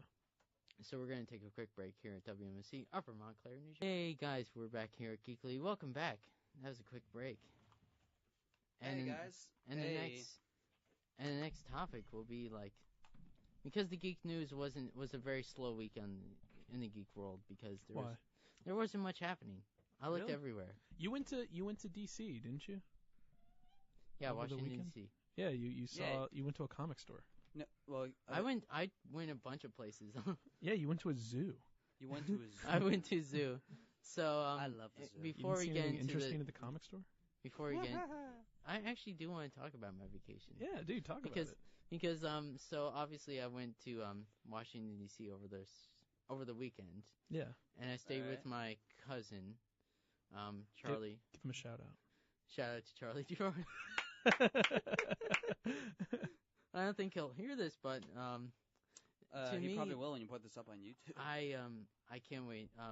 So the first day I went to like a pizza place, and we tried to go to this board game bar, like a Board game bar. A board game Yeah. bar. That Yeah. sounds amazing. Like they have like board games, and you can play and you can drink while you do it. That sounds amazing. That Yeah. actually sounds There- good there's because a then few- you got something to there's do a- while you're there's a waiting for your few- food. There's a few in the city. I don't Oh, know here if in they're New York. Yeah. Oh. But didn't we'll know look that. into that. Yeah, we'll look into that. But like I went there and we just realized, oh wait, there's a party that. Right. And we didn't get seats. And the funny thing is, when you Yeah. go into a bar, you get ID'd. And I made a joke. I'm like, yeah, I don't look that age. Yeah. Because I'm like 20. I'm like 22, and I'm like. Yeah. He looked at my card and he said, looked at me, and I'm like, yeah, I don't look that age. Yeah. Yeah. And it's just like, so I got to hang out with my brother. That was really nice. That's cool. So. Hanging out with the bro. And then. Shout out to your brother. My brother. My brother. Mitch knows. Oh, your brother's name is Mitch? Yeah, Mitch. My brother's name is Mitch. No way. That's really weird. That's really weird. That is strange. I've never met another Mitch besides a kid I worked with. Keep going. Beside a kid's view. Yeah. So obviously on Saturday I went to like a comic book store and like an arcade I thing. miss comic book stores. Yeah. And it was like the arcade thing was like first. Yeah. So I found like we played a few rounds of pinball, and I realized I'm terrible at pinball. I am too. How hard is it? It's hard. Really? It doesn't look as easy as it No, looks. it doesn't. Because I've played a few pinball games No, before. it's not. and, It's not Hey, that. It's just like, you know how like you have to have constant concentration on the ball. Oh Yeah, yes, yeah. you It's can't that. take your You eye can't off take your the eyes ball off for it nothing. for you a gotta know second. which bumper it's going to. Yeah. And Yeah, it's crazy. So, and then after that, I went to a bookstore. comic book store, right? No, an actual bookstore. A library. Like an independent bookstore. Okay. And I found like a Monsters and Magazines from 1972. What? No Did you way. buy it? Yeah, I bought it. That's pretty awesome. And I found a Doc Savage book, the complete series of Doc Savage from Right. like Doc Savage, the character from the early 60s or Yeah. 30s or 40s. I bought a whole book of his collection of stories Yeah. for $3. For Yeah? what? $3. Damn. So how much was and- the comic? How much? And sorry. I also, how much was the comic? Sorry, the 1972 magazine. It was $15. Oh, not bad. Yeah. Not bad. And I was looking for something that was a horror magazine, so I'm Right. like, yes. Wow. Yes. And I also found a armchair detective stuff, which was Armchair detective stuff. I have to bring that in on Wednesday. I'll bring that in next week because it's really some of the funniest stuff ever. And it's just all about like murder mystery stuff.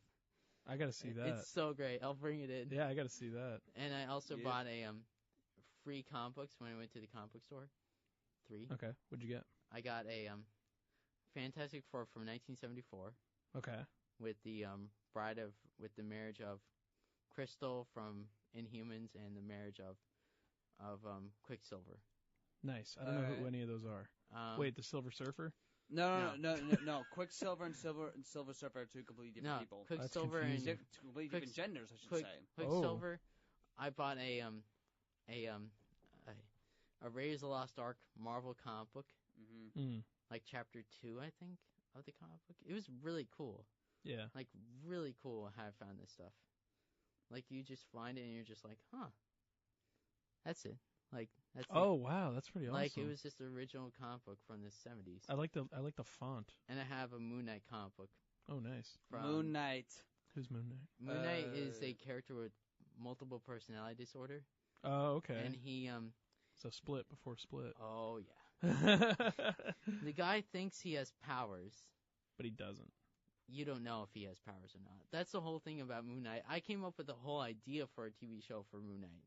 Oh yeah. That's how much of a Moon Knight fan that I turned into when I started reading the Warren Ellis run on Moon Knight. Ooh. And to me, like I love Moon Knight a lot. Like he's probably one of my favorite like Marvel superheroes. That's underrated. Oh yeah. He's very underrated. He's criminally underrated. My mom sent me a picture of the ISIS character from Shazam. Her name was Isis. I can Spelled the see same way. why that'd be considered racist. Yeah, Not to mention her name is ISIS. Racist. I can see why. I can see why. I just think it's because her name is Isis. That's why they're not going to include her. But that's. I mean, there's nothing too offensive about her costume, but there could definitely there could definitely be some like theories. Yeah. To me, like. Why did they have to ruin that name? Darn it. Darn it all. Oh well. So obviously, Geekly. after that, I went to the Yeah. I like finding like obscure comic books. Like I like going for the long boxes of comic books. Okay. And finding stuff like really old comic books. Like my oldest comic book that I have is from 1964. Oh wow. And is a Flash comic about. It's older than my mom. Oh, oh no. Okay. Oh, that's okay. I don't know how to react to that. How am I supposed to react to that? Like really? How am I supposed to react? Well, that's 64. That's older than my mom. Can you imagine if your mother's listening right now? Yeah, she's probably gonna smack me when I get home. How am I supposed to react? I'm just trying to give you stuff to work with. No, I have stuff to work with. Nah, I know, I'm just kidding. But obviously after that I went to the see. I'm trying to switch topics because this is just the weirdest thing ever. Because you're just like yeah, that I'm just like I'm not repeating the joke. I'm really not. And I'm like I didn't mean it like that. I just heard the year and I was like, "Oh yeah, that's older than my mom's birthday." That's how I meant it. Okay. But it sounded terrible when I said it. It did sound terrible when you said it. It sounded really terrible. Like I felt like you should be muted for a few seconds. But not right now.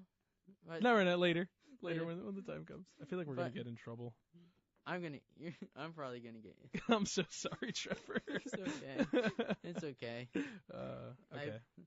So after that, I went to go see Captain Marvel in the National Air and Space Museum. Okay. So like you know how like the IMAX screens, like have you ever been to IMAX?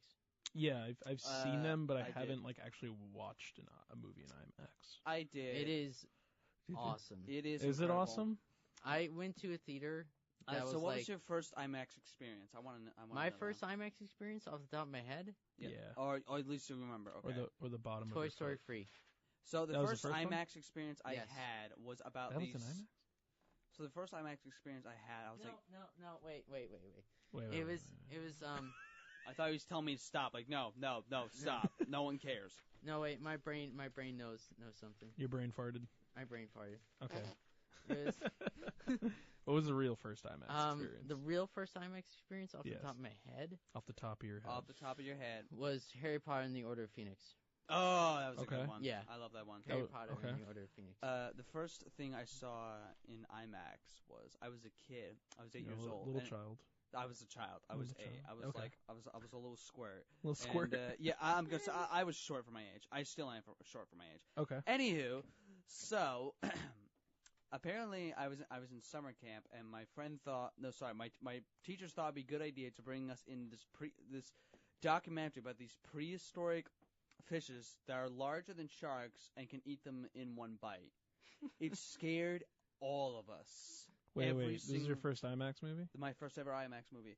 It scared the living criminy out of all of us.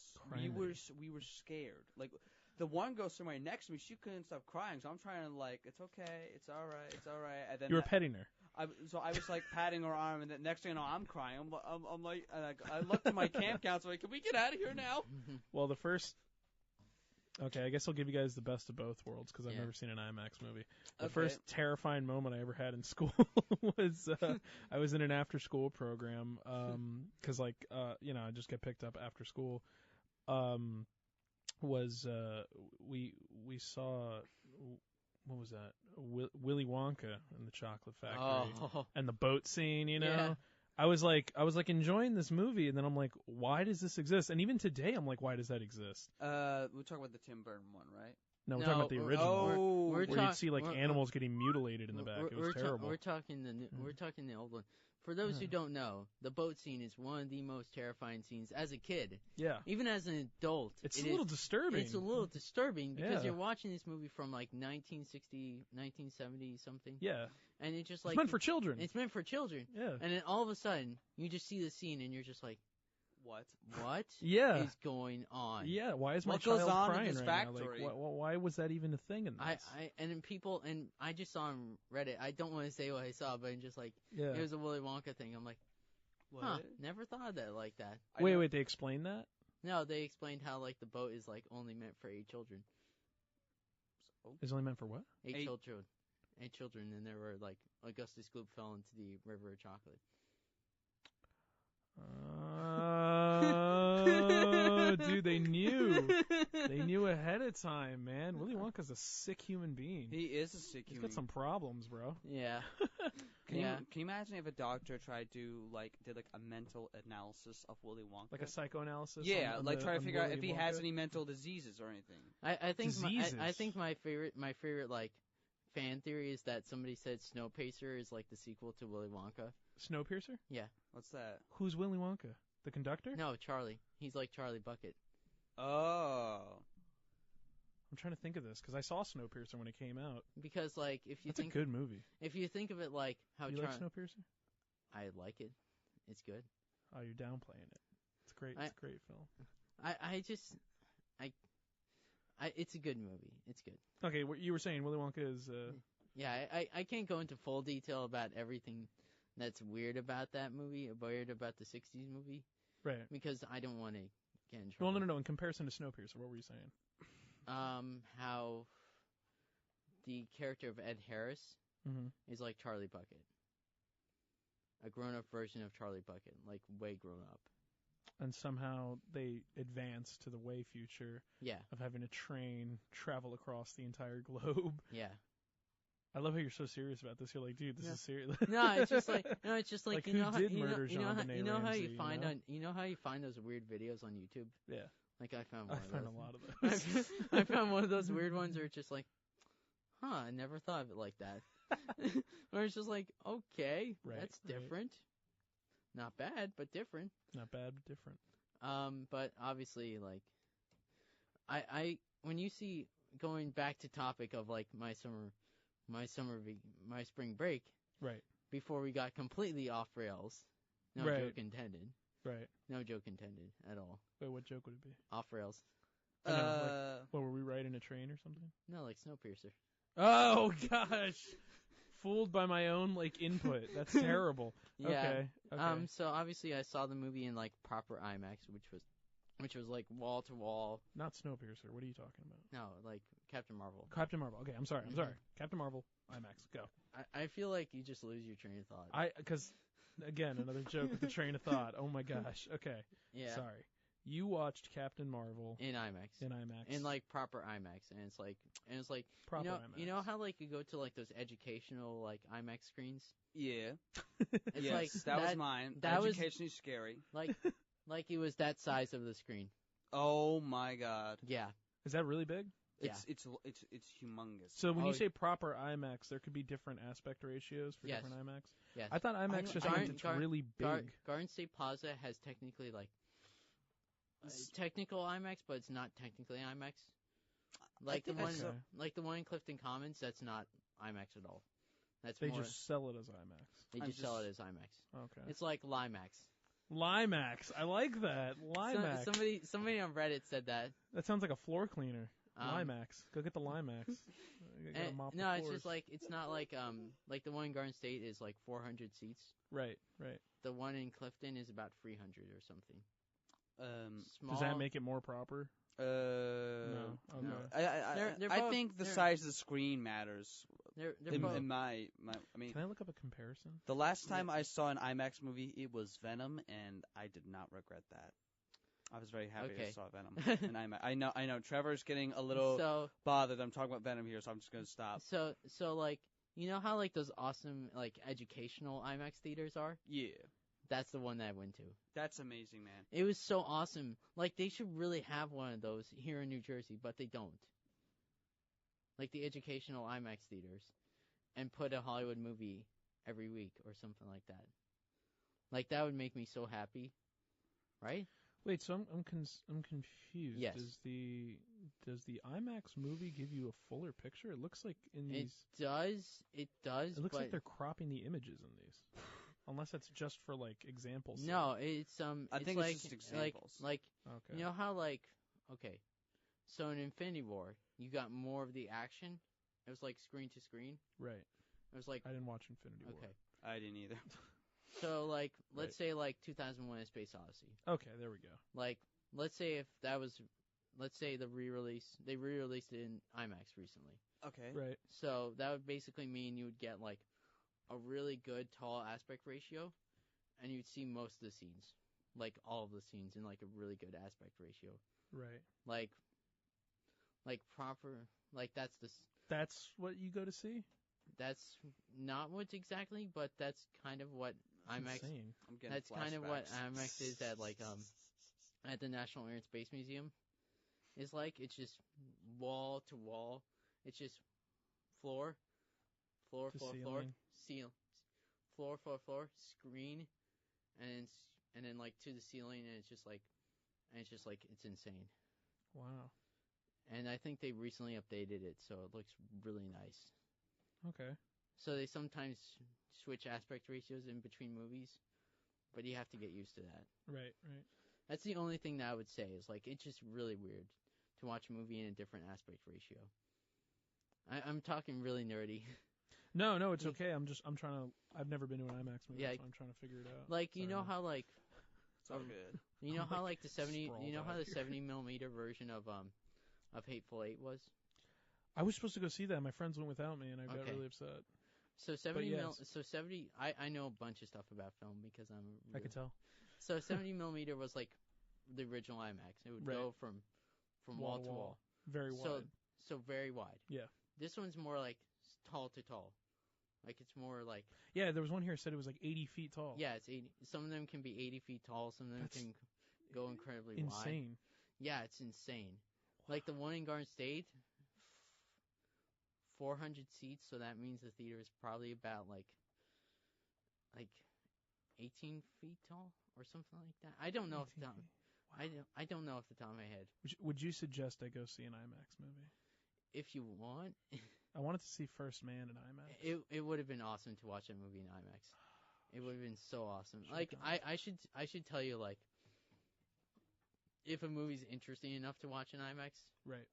because I tend to like go to IMAX a lot, Right. but it's really expensive. Oh, how much? It laughs at me. Ask my wallet. That's my wallet. That's so true. Yeah. To me, IMAX is like around here. It's $20, Okay. 22 Post matinee. post matinee. Matinee prices are like 13 or 14. That's not bad. It's not bad, Yeah. but when you go for like an opening night like me to Avengers Endgame, Yeah. it's gonna Yeah. be like $20. $20. And it's if you're buying free Per tickets, it's person. gonna be like $40. Wow. Yeah. Yeah, you go with the whole family of five. Wow, that's $100 right there. I know. What? That's insane. Yeah, and you get reserved seats if you really like go for an IMAX movie. Ahead of time, like weeks in advance, you're saying? Yep. Wow. Like let's say like right now I'm currently keeping my eye on the Avengers Endgame tickets. Really? I'm so paranoid. Can I ask you? Yeah. What's the appeal about the Avengers? Why So- are people so obsessed with this? So I can explain it why. Because to me Okay. like I grew up kind of being like a bit of like a nerd about like film Okay. and like I liked the movies a lot, but I didn't like comic books Right. until like the first or second Iron Man movie. Okay. So I got this visual. I liked comic books a little bit. Like I knew about Spider-Man. Right. I knew about Batman. I knew about the major characters. Yeah. But this was 2008 or 2009. 2009.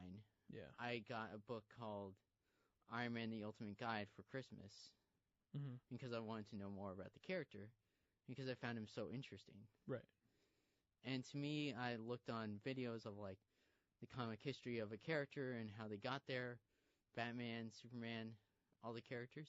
Yeah. And that started me getting interested in comic books. Okay. And I started reading trade paperbacks, and I started reading a lot more about like these characters. Yeah. And as I grew older, I started going to the movies a lot. Yeah. And the Marvel movies were coming out, so I'm like, it's a given. I should watch these Marvel movies. Yeah, but that makes sense for you. Yeah. because you have a keen interest Mm-hmm. in this. I just want to know why everyone else is on this train. To me, You it's know. just mass appeal. Yeah. Like, I like it because it's just like, if you understand the full comic book history, it's so more interesting. Right. Like, it's not just like the same, like, it's not just like, when I saw Infinity War, it was like insane to watch that movie. Okay. Like to normal fans, it was just like, this is awesome. Like, to me, it was like, this movie's insane. The stuff that's doing, it's just like, it stabbed you in the heart and stabbed you again and stabbed you again and stabbed Right. you again.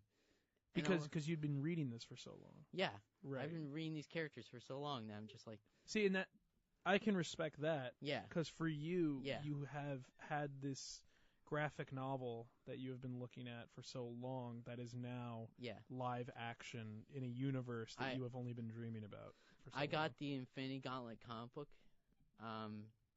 when they announced the Infinity War. Okay. How old is that comic? The Infinity Gauntlet is from the 80s, Okay. All right. and they actually did the actual snap in the comic book, and it was really intense and really awesome. The snap when he makes everyone turn into Yeah. dust. So basically, to me, like, I love the fact that like, to me, it spoke to me a lot. It spoke. He's good. I'm trying to send Trevor a text, but I You're accidentally good. called You're good. him. You're good. You're Just good. hang up. Hang up. You're good. If you have to go, that's good. Yep, I gotta go. Oh, Okay. all right, man. Thanks for having me, It Trevor. was nice Okay. having you on. Oh, You're welcome to come on anytime. thank you. No, oh God. What? What do you check? What do you like? I don't know. Just don't listen to me. I'm very It's nutty. nice meeting you, I'm man. very Nice meeting nutty. you, too. I'll see I'm you very around. nutty today. I don't know why. You're very nutty. Yeah, Do you have coffee? I don't drink coffee. I don't drink coffee either. I don't need coffee. Oh, coffee don't need you. No, I got you.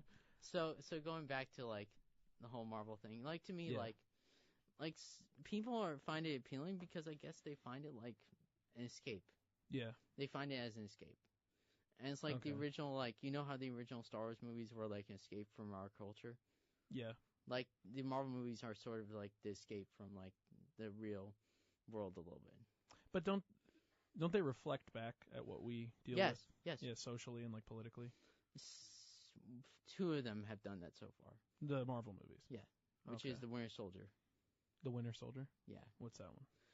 If you want to watch a Marvel, if you don't find Marvel movies interesting or if you don't find them as appealing, The Winter Soldier is one of them that I would say is like really not that bad to watch. It's one of the best Marvel movies to watch. Who does it focus on? What hero? It focuses on Captain America, Okay, the Winter Soldier. and you Okay. don't need to watch the first Avenger to watch it. Oh, okay. Okay. Yeah.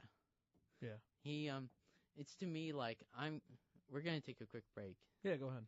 So we'll be back after these messages. Hey guys, we're back here at Geekly. Welcome back. We're talking Marvel things because I got some interesting Marvel things. Yes. Yeah. because I was just telling him off air the whole sort of weird history with Marvel Studios. Yeah. Like it's not a weird history, it's just like I know so much about it now. But I think it's more interesting than what we get now with the, because all we've heard recently in terms of business with Marvel is that they sold to Disney. you know. Fox was sold to Disney. Right. Disney bought Fox. So And it seems, and again, like we were saying, it seems weird that we have Marvel owning some stuff, then we have Fox owning some stuff, and then we have Sony owning some pieces of Marvel. So I was, to those who don't know, or to those who are just new to this whole like Marvel Studios thing, Yeah. I know so much about that stuff. So to give you a brief history, Sony, the Fantastic Four were sold back in the early 70s to Roger Corman, who made a movie that was never going to be made. And some people have seen it. I've seen it. Yeah. It is bad. It literally is What's the it called? worst. It's the worst Fantastic Four movie ever. Which one? With Roger Corman directed. I'll find it. It is quintessential cheese, like cheesiness. Quintessential cheese. I love Like that. like you know how like the Captain America made for TV movie starring J.D. Salinger, like Salinger, like J.D. Salinger's son? No. Okay. I did not know that existed. So I know so much about stuff that J.D. Salinger must have hated that. Oh, he hated it.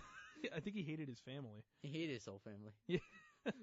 But to me, like, to give you context, there were some really interesting made-for-TV Marvel movies that were just, to put it in better words, interesting to the Marvel fan who were growing up in the 70s. And I've seen some of them, and oh boy, they're interesting. They're characters, but they're interesting. And I feel like the best way to sum it up, so that was a movie. And to me, like, it was just like, so that's a movie now. Right. So that was a thing. So that happened. And put that behind us. And so to me, like, Marvel sold the rights to X-Men and Fantastic Four. To Fox. No, Fox got the rights to Fantastic Four, and then they got the rights to X-Men. Okay. And then Sony got the rights to Spider-Man, and that's why we have the awesome Sam Raimi trilogy. Yeah. Except for free, which God help free. What I can tell you the problems with 3. Were there any other pieces of Marvel that were sold off during this time? Yes, Incredible Hulk. To whom? Universal Studios. So wow, they really like broke apart this. You do not. The reason why we do not have an Incredible Hulk movie, or will never get an Incredible Hulk movie, is because of that. So Universal's holding on to it tight. Yes. But they're still able to do Thor Ragnarok and other movies with the Hulk in it. So they have to do movies with the Hulk in it, but with another character. So it can't be Hulk alone. It can't be Hulk alone. But they could still. Okay, that's interesting. Does that make sense? That does make sense. Yeah, that's very interesting. Yeah. And I'm trying to think here. So like when Sony got the rights to Spider-Man, does that mean did they also get the rights to all the villains in the Spider-Man universe? Yes. Oh, okay. So to walk you through, so like in the new deal for Fox, that Disney's getting, Fantastic Four villains are back in the mix for MCU. Okay. So we could possibly, as the next big villain for MCU, we could get Galactus or Doctor Doom. Okay. That could be really awesome, in my opinion. Okay, I'm trying to be surprised. It's just like I think once you understand the Marvel Cinematic Universe, it's not as unappealing as it looks. Can I be honest? Yeah. I think a lot of the unappeal for me comes from all the fans. I don't know. I don't listen to the fans. Yeah, I could tell. I could tell you've actually been into this. I don't listen for a while. I don't listen to the fans. To me, like, they're a bit annoying. I like Marvel Studios. I will gladly talk about it. I will gladly say that there are problems with the franchise. Yes, there are. There are films that are not as good. There are films that I wouldn't recommend to people for the first time watching it. Yeah. And there are films that I'm just like, yeah, it's really awesome. And the MCU fans, they're kind of bit like, they think they're better than everybody else. That's kind of the feeling I get. And I know that as well as anybody. They kind of think every single DC film is like the worst thing ever. Yeah. And I'm a Marvel and DC fan. Right. So I'm that weird mix of like, I like Marvel and I like DC. Mm-hmm. I like them both for different reasons. Right. I have my reasons why I don't like Marvel at points, and I have my reasons why I don't like DC at points. Yeah. And I have my reasons why I love DC and I love Marvel. What do you think's going on with DC right now in terms of film? In terms of film, yeah. I can't. It feels like they're not doing well. They're trying. Yeah. They're like really trying their hardest, but they came too late. They came to the party way too late. Okay. And that was the main problem. Okay. Like, to give you an idea, like, that's kind of like a movie that was supposed to come out like 5 years, like 10 years ago. What movie? Just like Justice League? Like Justice League. It was it should have come out 10 years ago. Right. But there's so much development and so many things and so many problems. And they had the Dark Knight series going on at that time. I personally think the Dark Knight series shot them. It's more like they did that and then they realized how not of a good idea it was at the time. Why? No, it's just like in long-term thinking, it's not good. And for what reason? And for what reason? And the reason, like, you have to think, like, Like, just think like an executive. Just be like, do you really want a successor to the Dark Knight series? How are you going to success that? How are you going to make another universe based off of the DC characters? Right. And that was the problem coming out of Dark Knight Rises. How are you going to get fans back into the theaters for another Wonder Woman or another Wonder Woman movie? Okay. Like, it's just like a lot of what-if scenarios. There did seem like a lull, like after the Dark Knight series. It was a very long lull. Like it just seemed like I didn't hear anything, and then out of nowhere, Wonder Woman came out. No, I And heard like, so you many know, things. Now we got Aquaman and all these other So ones. to give you an idea, like, I'm one of those nerds who keeps up with everything on the news Right. sources. Right. So I keep up with San Diego Comic-Con. I keep up with this. I keep up with that. Yeah. I didn't understand when I saw Man of Steel, they were trying to make it connect to the Nolanverse. Yeah. But you want to know my favorite thing is? What? Christopher Nolan said, "I do not want Zod. I do not want Superman doing the end thing where he did with Zod." What is that? You don't remember Man of Steel? I didn't watch Man of Steel. Okay. I saw The Dark Knight. He went against character. Let's just Okay. say that. I don't want to say what it is because I don't want to get in trouble. Because this is Okay. because I'm just so worried about getting in trouble for just saying. Right. But right. the end scene goes against the Superman character. Okay. It does. And Nolan wasn't on board with that. Yep. Okay. You want to know why? Why? Because it didn't make sense for the character. He said that to Zack Snyder. He said it doesn't make sense to the character. It doesn't make logical sense that he would actually do something like that. I'm like, yes, Nolan, please tell Zack Snyder what he's doing wrong. Right. And then you got Batman v Superman. Now, Yeah. I saw it in theaters. Batman vs Superman. That movie is a mess. Okay. It is a mess of a movie. I wasn't interested in it. Okay. To give you an idea, it was like a movie that's in the edit could have been fantastic. Right. But they got rid of certain scenes that didn't make sense. Okay. So when you watch the Ultimate Edition, which was supposed to be the true version when you should have watched it in theaters. Right. It is 2 hours long. Okay. It is, I think, 2 hours and 19 minutes. I don't know how long the movie is. Yeah. But it fills in every single thing wrong with that edit. Not everything, but it fixes small things here and there. It's like putting a Band-Aid on like a big cut. Right. It fixes small things, but it doesn't fix everything. Okay. So when I saw Wonder Woman, Yeah. I walked in with very low expectations. I saw Wonder Woman. And I saw it 3 times in theaters. Yeah. Because I feel like that movie, if that was their first introduction to the character, it was fantastic. For Wonder Woman? Yes.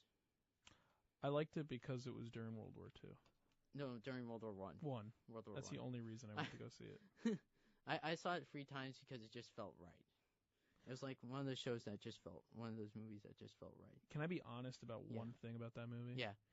When they introduce, what's his face? Ares. That's the moment where I totally agree. I know what you're going to say. You're going to say that the villain was just all of a sudden, it wasn't him, and it was somebody else. Oh, I was just going to talk about how they showed him with a mustache. Like that was so stupid. That was terrible. That was really awful. I was like, why does he have that mustache? It just doesn't look good. It's just like one of those things where it's just like, I don't think they understood the fact that Ares with a mustache wasn't as like intimidating as they thought. He's supposed to be the god of war, right? Yeah. So it's like he looks like a homeless businessman. Like in the end, like it just didn't look right. It didn't. I don't know. They should have, if they were going to give him the mustache, they should have given him a complete beard and everything else to go with it. Yeah. Personally, but personally. Yeah. Because what is he? While he's in prison, is he shaving his maintaining his mustache while he's in prison by the gods? That doesn't make sense. Yeah, it didn't click. But I know like whenever like your problems with the Marvel movies is probably more of the fans. It's the fans, and it's also what is so pleasing about these films that they should be regarded as possibly the best picture of the year. Okay. In the Oscars' eyes, I completely agree with that. Okay. Statement. Okay. I completely agree with that. Right. because Black Panther wasn't as good as Infinity War. Okay. So Right. that's controversial, but that's in my opinion. Yeah. So to give You're you right an to that. idea, the Marvel movies are kind of like those really fun. Like the first few are just really intense and really good. What do you mean the first few? Are you talking all the way back to Iron Man? Yeah. Okay.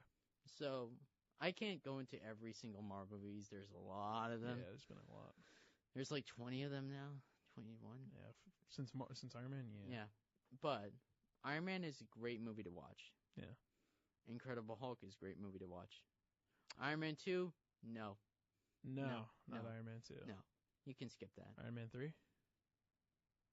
No, you can skip that. So just forget the other Iron Mans. Okay. Basically, to give you an idea. Yeah. Iron Man 1 is good. Incredible Hulk is good. Okay. Like, it's decent enough. I saw Iron like Man it's 1. it's salvageable. Yeah. Incredible Hulk. Okay. Iron Man 2, no. It's decent, but it's just, it has a lot of problems. Right. Even I can say that because Disney, I think they realized, we should put this in the movie, we should put that in the movie. I'm like, Right. This is the movie where Disney started to realize we can put everything into the movie. Yeah. And then they realized we should back off. Okay. Yeah. Okay. So, it doesn't feel like it's very Disney controlled. The Marvel series. Yeah. Interesting. It doesn't. Like, it's but you like, can see how someone on the outside would disagree with that. It's that understandable. There's like 3 movies being released a year. Because when you get to like phase 2, yeah, there's only one bad movie. There's 2 bad movies in that mix. What? Thor: The Dark World, which is forgettable. Okay. You can skip over that. I can basically run for each movie. Thor, the first one, is awesome. I like Ragnarok. Captain America is the first Avengers. Fun. It's like a fun World War II movie. What about Civil War? Oh my god, that movie's awesome. Oh my god, that movie's awesome. I love Civil War. I love that movie.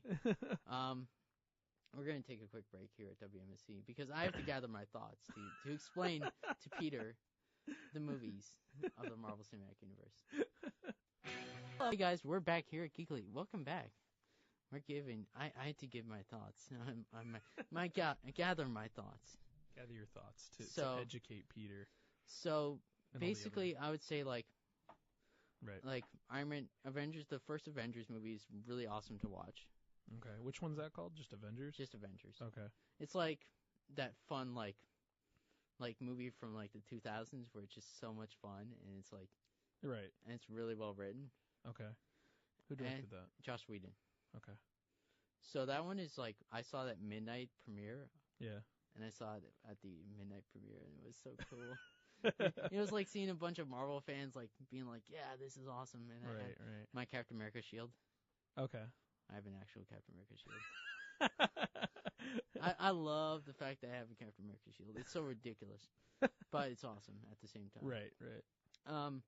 But obviously after Avengers, you have Iron Man 3, which is directed by Shane Black. Okay. He didn't do as well because there was a problem with the twist. I don't want to say what the twist is. Right. But the Mandarin twist is probably one of the most interesting things. Mandarin twist. Okay. I don't want to say. You want to keep the suspense. Okay. We'll hold off on. I don't want to say what it is, but once you watch it, you'll just be like, okay, that makes sense. Yeah. It's just like a weird one. It's like it's like a Shyamalan twist. Okay. Like it's just like, okay, so that's the thing. Yeah. And Thor: The Dark World is okay. Decent. It's terrible. It's terrible? It's so forgettable. It's so forgettable. Really? I can sum it up in 2 words. The Power Stone. That's it. You just get more of the Infinity Gauntlet stuff, and it's just boring. It's so boring. I think it's so mediocre. It's so like you can forget the whole movie and just remember one thing. They have the Power Stone. That's it. I think I saw like a chart from Rotten Tomatoes for the last like 10 years, and that was the lowest rated one. That one's the bad one. Yeah. So after that is one of my favorites, which is Captain America: The Winter Soldier. That movie is like a political thriller mixed with like a Captain America movie. that's the best way to explain it because I don't want to say the twist. Right. And Robert Redford is in the movie. Wait, the Winter Soldier came after the first Avenger. Like, it takes place in modern day. Really? So, Winter Soldier is probably one of the best. It's probably one of the coolest movies to watch Okay. if you're a first timer. If you're a first timer. Yeah. Why is that?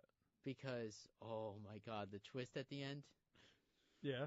I don't want to say what it is, but it's so awesome. And But is it obvious? No. No? No. I feel like a lot of times they're obvious. This one is not obvious. Until you Okay. realize what happened, midway through the movie, they just say it and you're just like, oh my. And you're just like, I sat in the theater and just like, no, they can't. Oh, okay. That's okay. That's the direction we're That's going like- in now. That's like, okay. Yeah. I'm just like, this movie's awesome. And then after that is, I think it's, I have to look for a second because I love, like, the Marvel Cinematic Universe is very complex. Right. Mhm. But you don't think that the series, the universe of Marvel is too formulaic? There are some movies that can feel very formulaic, but not all of them. You don't Does think so? Does that make sense? Yeah, I get what you. Yeah, no, because they release a lot of them. I feel like a lot of times it's very- Guardians of the Galaxy is Yeah. really good. Yeah. Why Why though? Is it because it's funny? It's like they're all a bunch of Han Solos. They're all a bunch of Han Solos. Yeah, they're Okay. all a bunch I of, didn't like- see any of They're them. all a bunch of low lives, so they're just like, yeah, what are we gonna do? Can I ask you something? Yeah. Okay. Yeah. Chris Pratt. Yeah. Was abducted as a baby child. What's his character's name? As a kid, As a kid. What's his character's name?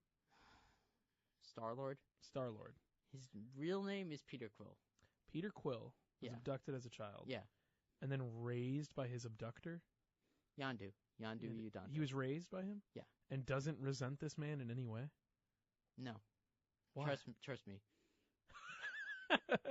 You didn't want him going to his real father. Oh. There's stuff I don't know. Yeah. Oh, okay. Okay. Yeah, there's stuff, like, if you watch Guardians of the Galaxy, here's what I would recommend. The recommendation is this, for you. Yeah. Is the fact that if you watch Guardians of the Galaxy, you watch Guardians of the Galaxy Volume 2 after that. Oh, well, right. Yeah, you Because- would watch the sequel, wouldn't you? Not many people think of that. To watch the Volume 2? Yeah. What about Volume 3? It's coming out yet? No. When's it coming out? It's on pause. Because of James Gunn? Yeah. That sucks. So, obviously, after that movie, the two movies, I technically consider Guardians of the Galaxy 1 and Volume 2, like, viewings that you watch together. Right. Like, two movies you watch together. And then you get to Age of Ultron. Age of Ultron's not good? Age of Ultron, Alex will 100% agree with me. It is not good. Okay. It is Why is not. that? Why is Like, that? you can explain the plot to people, and they don't, and you can Can you just... give me one word? Uneventful. Uneventful. Okay. Yeah. Why is it uneventful? Because they hide behind a lot of events that supposedly happen, Right. but there's not a lot of impact to them. There's not a lot of cause and effect. So they're kind of just seen with sticks, throwing it at the wall? Like, it's kind of like Ultron is just like, I'm Ultron, I'm here now, and it's just like, I'm the main villain now, and I'm like, yeah, but that doesn't make sense.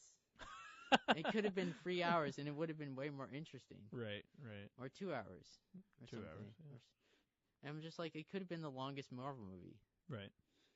But no, they just said, it's Ultron, so we're going to have an Ultron scene, and that's it. I'm like, Age of Ultron. it's not the age. It's just like a few days of Ultron. Few days of Ultron. Yeah. Because I think Marvel fans will attack me, but it's just like, I know as man. well as most people. It was just the days of Ultron. I remember I worked, And- my coworker Renee, he said that he, And Ant-Man is obviously really good. right, he said that he saw Age of Ultron like 5 times. How can you see that movie 5 times? I can't even watch that movie. I watched that movie once. No, I saw it twice in theaters. And then the third time I watched it at home, I realized how much I didn't like the movie. Really? Yeah. What do you think of Mark Ruffalo as Bruce Banner? He's awesome. Yeah? He's awesome. I think he's a funny guy.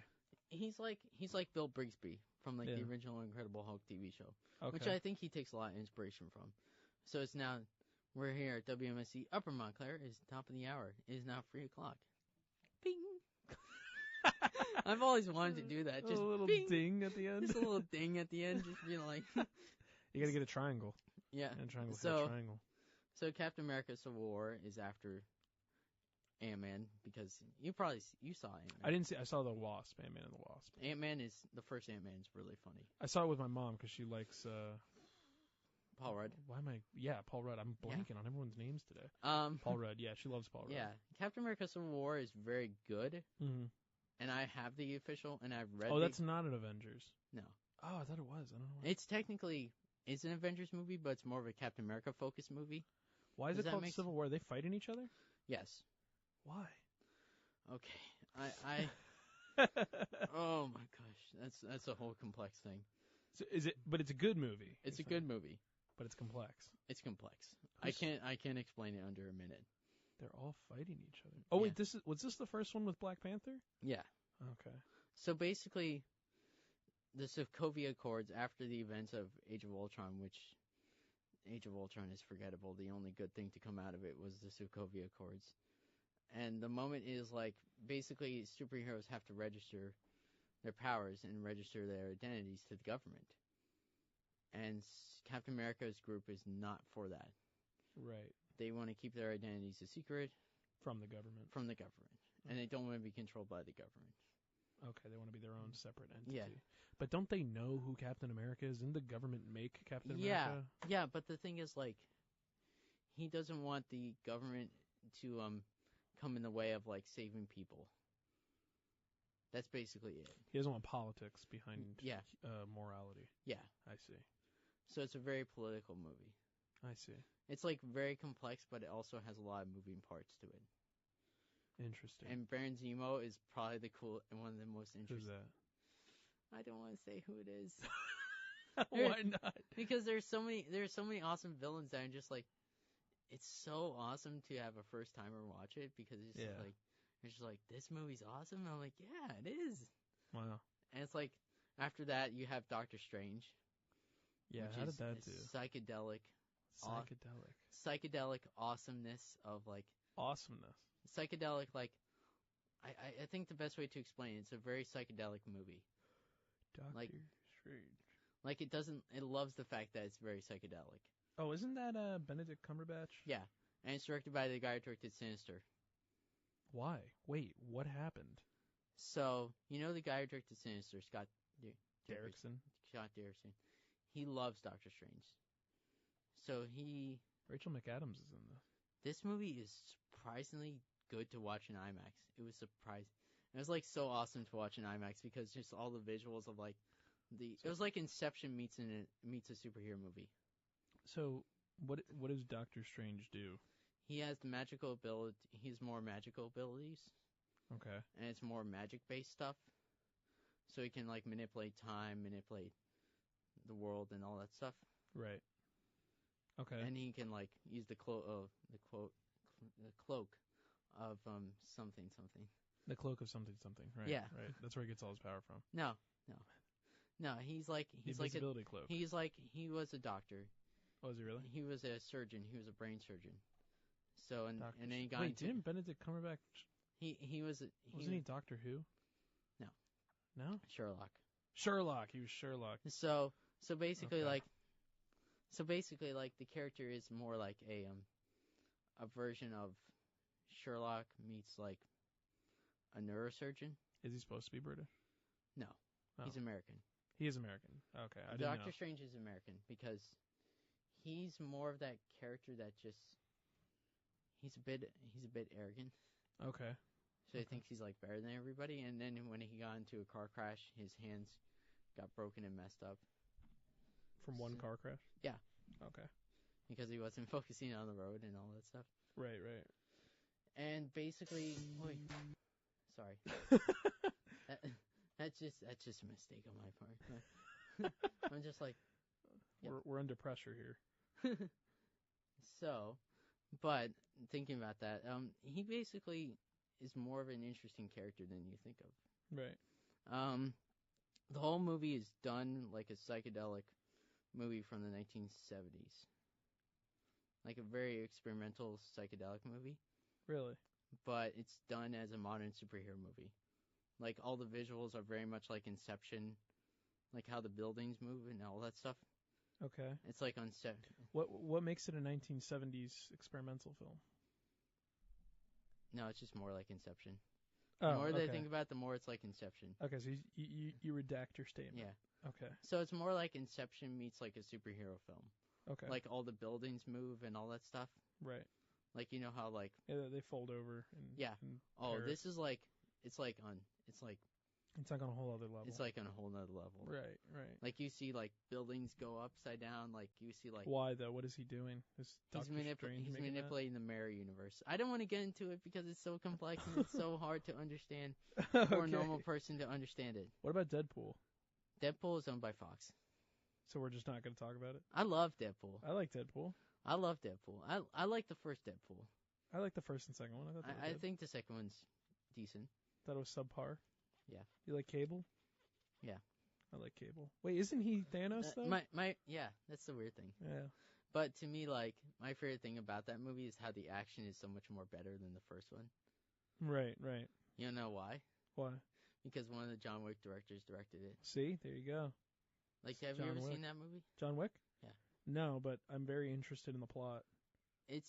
Can I just ask you something? Yeah. Is it only because they kill his dog that he goes to kill all these people? Yeah.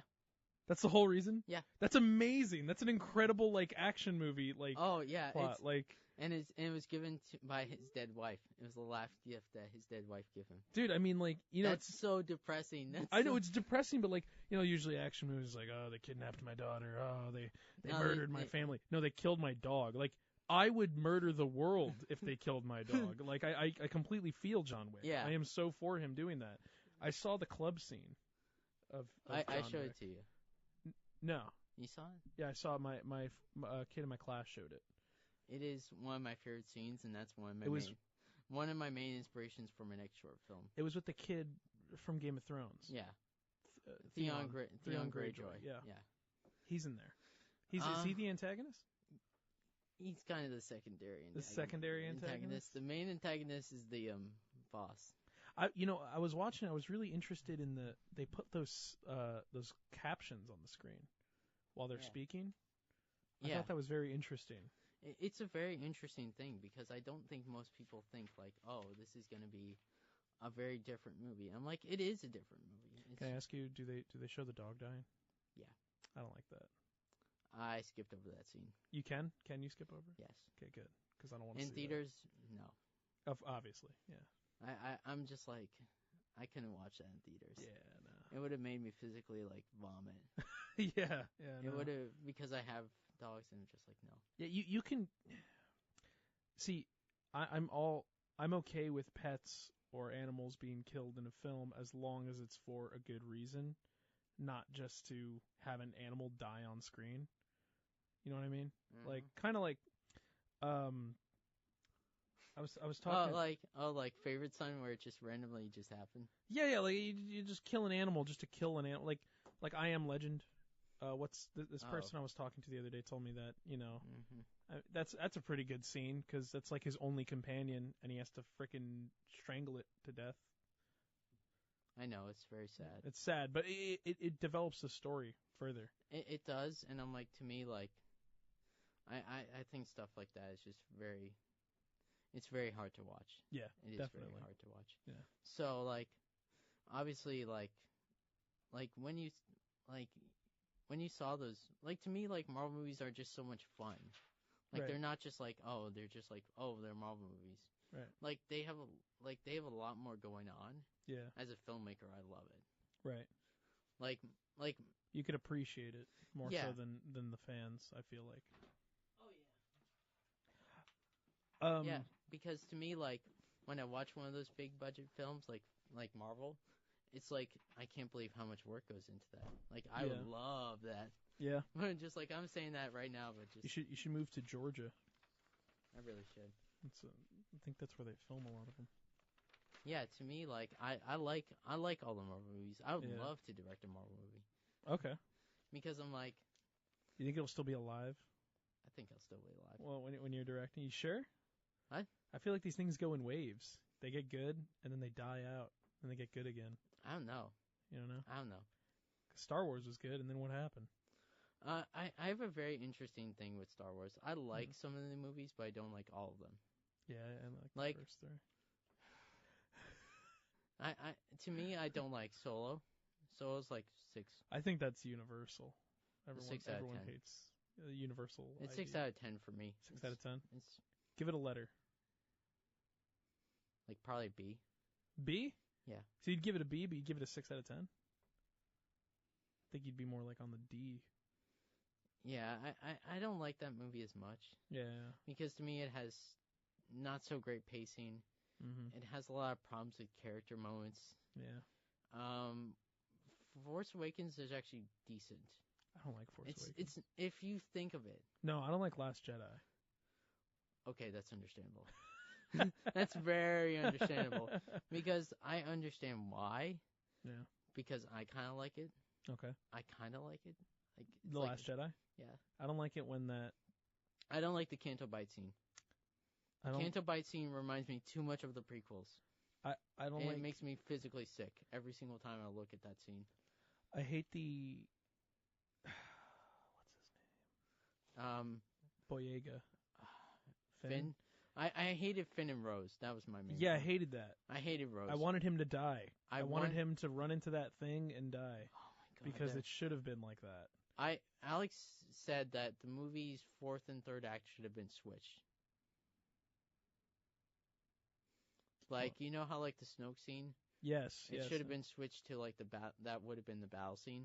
Right, Like right, how right. Snoke is controlling that battle. Yeah, yeah, yeah. But the actual end scene is going to end on a cliffhanger, Right. which would be way more. Because then you're interested in the next movie. Yeah. Yeah. And it's like when Kylo holds out his hand and says, "Join me," and we'll both leave this galaxy. Yeah, yeah. I'm yeah. like, that would have been such a good way to end the movie. Right, right. Like, Snoke is gone, and you leave on this question mark. Did she Right. say yes? Like, And that's then- so interesting to me.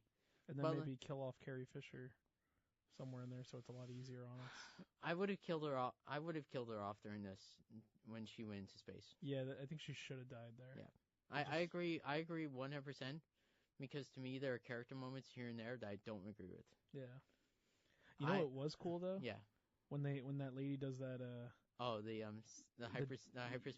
yeah, the hyperspace, jump. The Yeah. hyperspace jump. Yeah. I love that. That was scene. amazing. I saw that in IMAX. I thought that was very visually pleasing, and the It was- sound, how it just quiets. I love It that. was really cool. Love that. Yeah, it was so cool. Like, to those who don't know, there was a scene in the movie where there's a literal hyperspace jump that she jumps into the hyperspace and aims it right at the ship. Yeah, she collides with another ship going light speed. I love that. And it just because it's we've never incredible. seen that before. Yeah, yeah, And yeah. And I'm just like, to me, I knew it was going to be a dark movie, but I didn't know how dark it was going to be. I feel like it could be darker though. It could have been darker. Like, I think Finn should have died, honestly. I think he should have ran into that thing and died. And Rose should have just said, okay, that's it. Finn's dead. Yeah.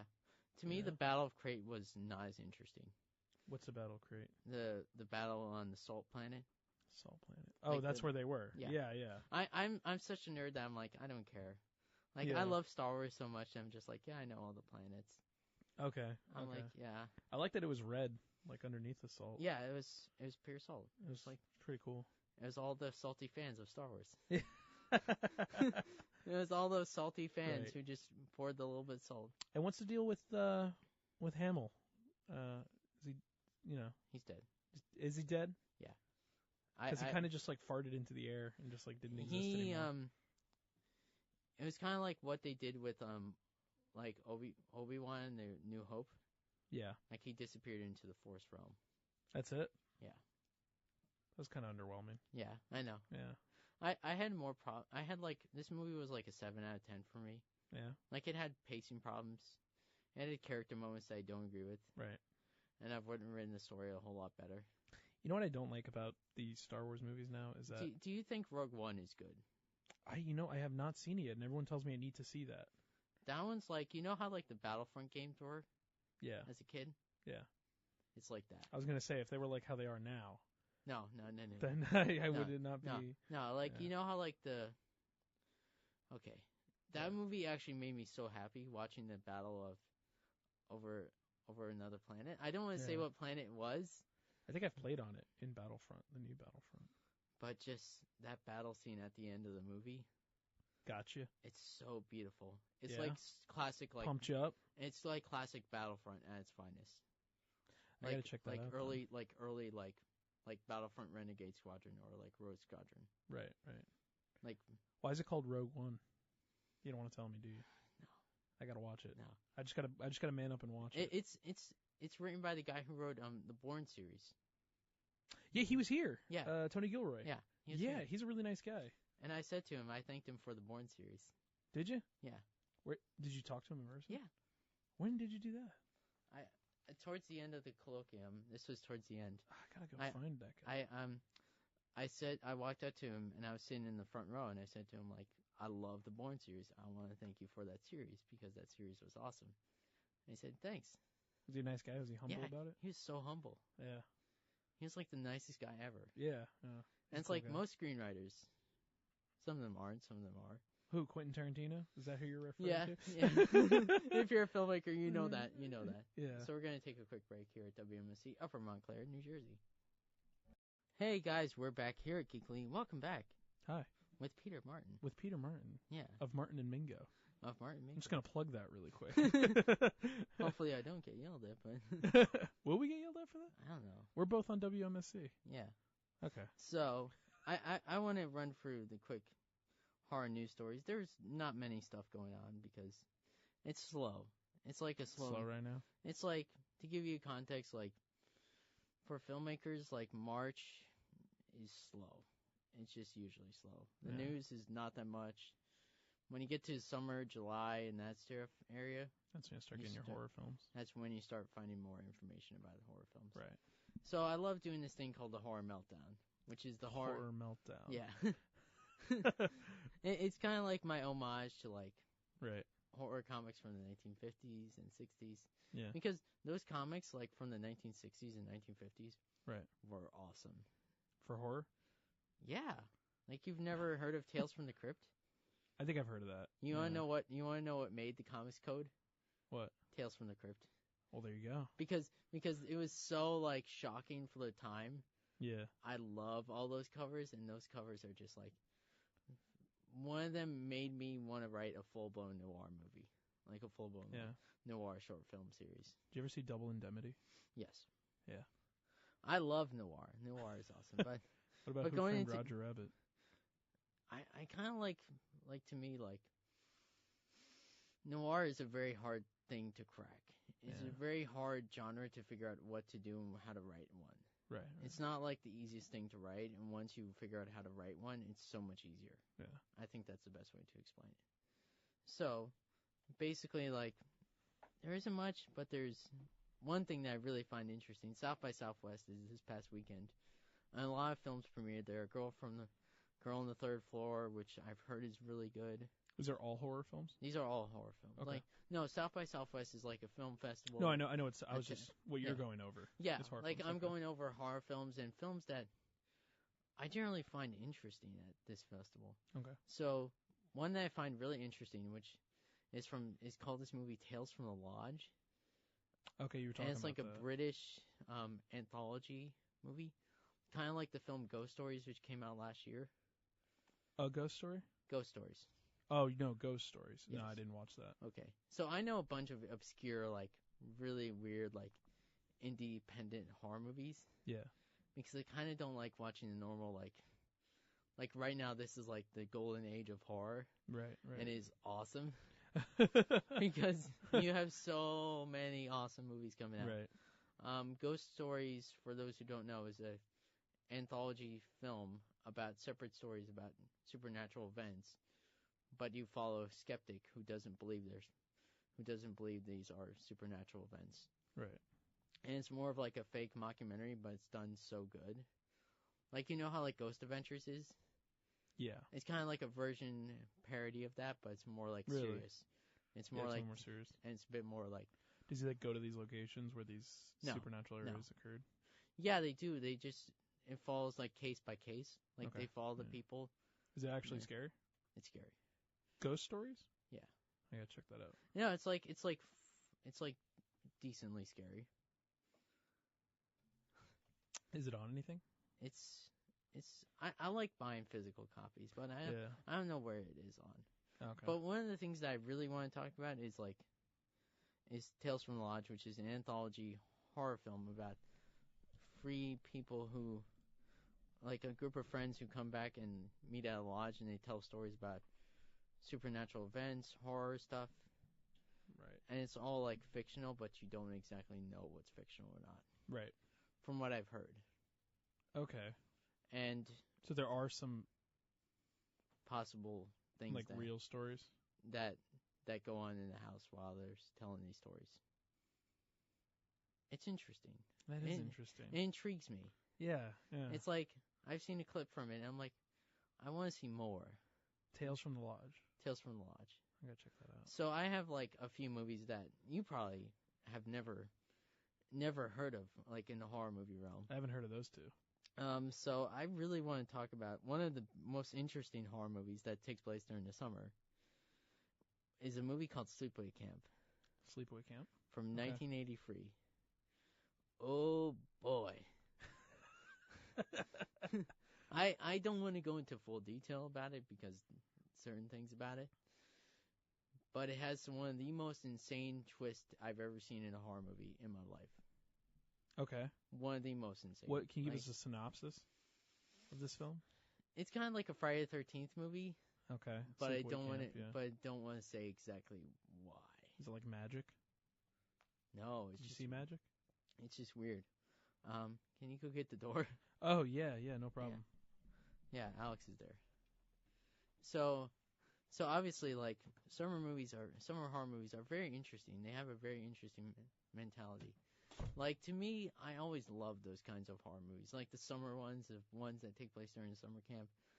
But there are a few that not many people know about. Really? Yeah.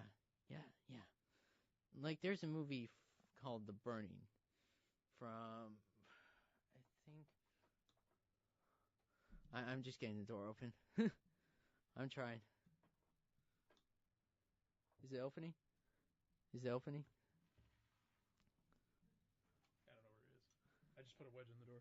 Okay. You put a wedge in the door? Yeah, I put a door stopper. Put a door stopper.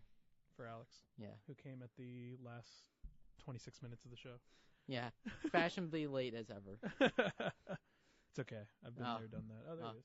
There he is. Yeah, I know Alex. Yeah. He's my... Hey, guy. Yeah, man. Hey. Yeah, spring break. What do you expect? What do you expect? What do you expect? I love that mentality. Mm-hmm. What's up, man? No, seriously, I thought this place was closed during spring break. Oh, really? Yeah. Oh, that's crazy. Say hi to everybody, Alex. I think we've met before, but I'm Peter. Nice Yeah. to meet you. Yeah. Peter. Peter. Yeah. Okay. The mic is on. Hello. It's Alex. Fashionably late for today. Fashionably late as ever. For today. For today. Okay. No, We're just I'm joking. actually not fashionably late like this. It's just that spring break, and I literally thought this place was closed. Oh, we all thought that. Yeah. But getting into like, have you ever heard of like those really obscure like horror movies, like going for the bin of like DVD stores and like finding those weird ones? You know, I have had my fair share of the like 35 horror movies in a collection, and like, you know, there's probably like one of them that's a series that has 8 installments. Like Puppet Master? 8 installments? Yeah, That's crazy. Like Wrong Turn. Oh, yeah, Wrong Turn. My friend Eric showed me that. That's that movie's freaking hilarious. Oh. I crack up at that movie. Whoa. So I wanted to tell you something, Alex, that involves Matt Smith. What happened to my idol? To your idol. Matt Well, Smith. I just got an autograph from him he from got Comic-Con. he got cut from Star Wars. Oh, that's unfortunate. he got cut from Star Wars. I actually Yeah. didn't know that. When did they even confirm that? They confirmed it a couple days ago. Really? Yes. Oh There goes Matt man. Smith. So, since That's me unfortunate. and you both saw Captain Marvel, I mean, that is And we- unfortunate. Go on. and we both talked on the weekend about Captain Marvel, Yes. like texted each other about the movie. Yeah. What were your thoughts on it? Well, Because I know your thoughts on it. It's pretty interesting. I would give it like a 7 out of 10, to be honest. Yeah. Like, it does sort of have that rewatchability factor, but like, It does. But like, what I'm trying to say is that I thought the movie overall had a good story. It was different from Wonder Woman. I don't like to compare both at all, but yeah, like the actress was pretty good, you know. I mean, we still need to see more of her, obviously, but she's off on a good start. And also, like, there were also some other things that were a little bit rigid. Like, they tried to do something new in that movie, which had its ups and downs, but still, though, I respect them for trying.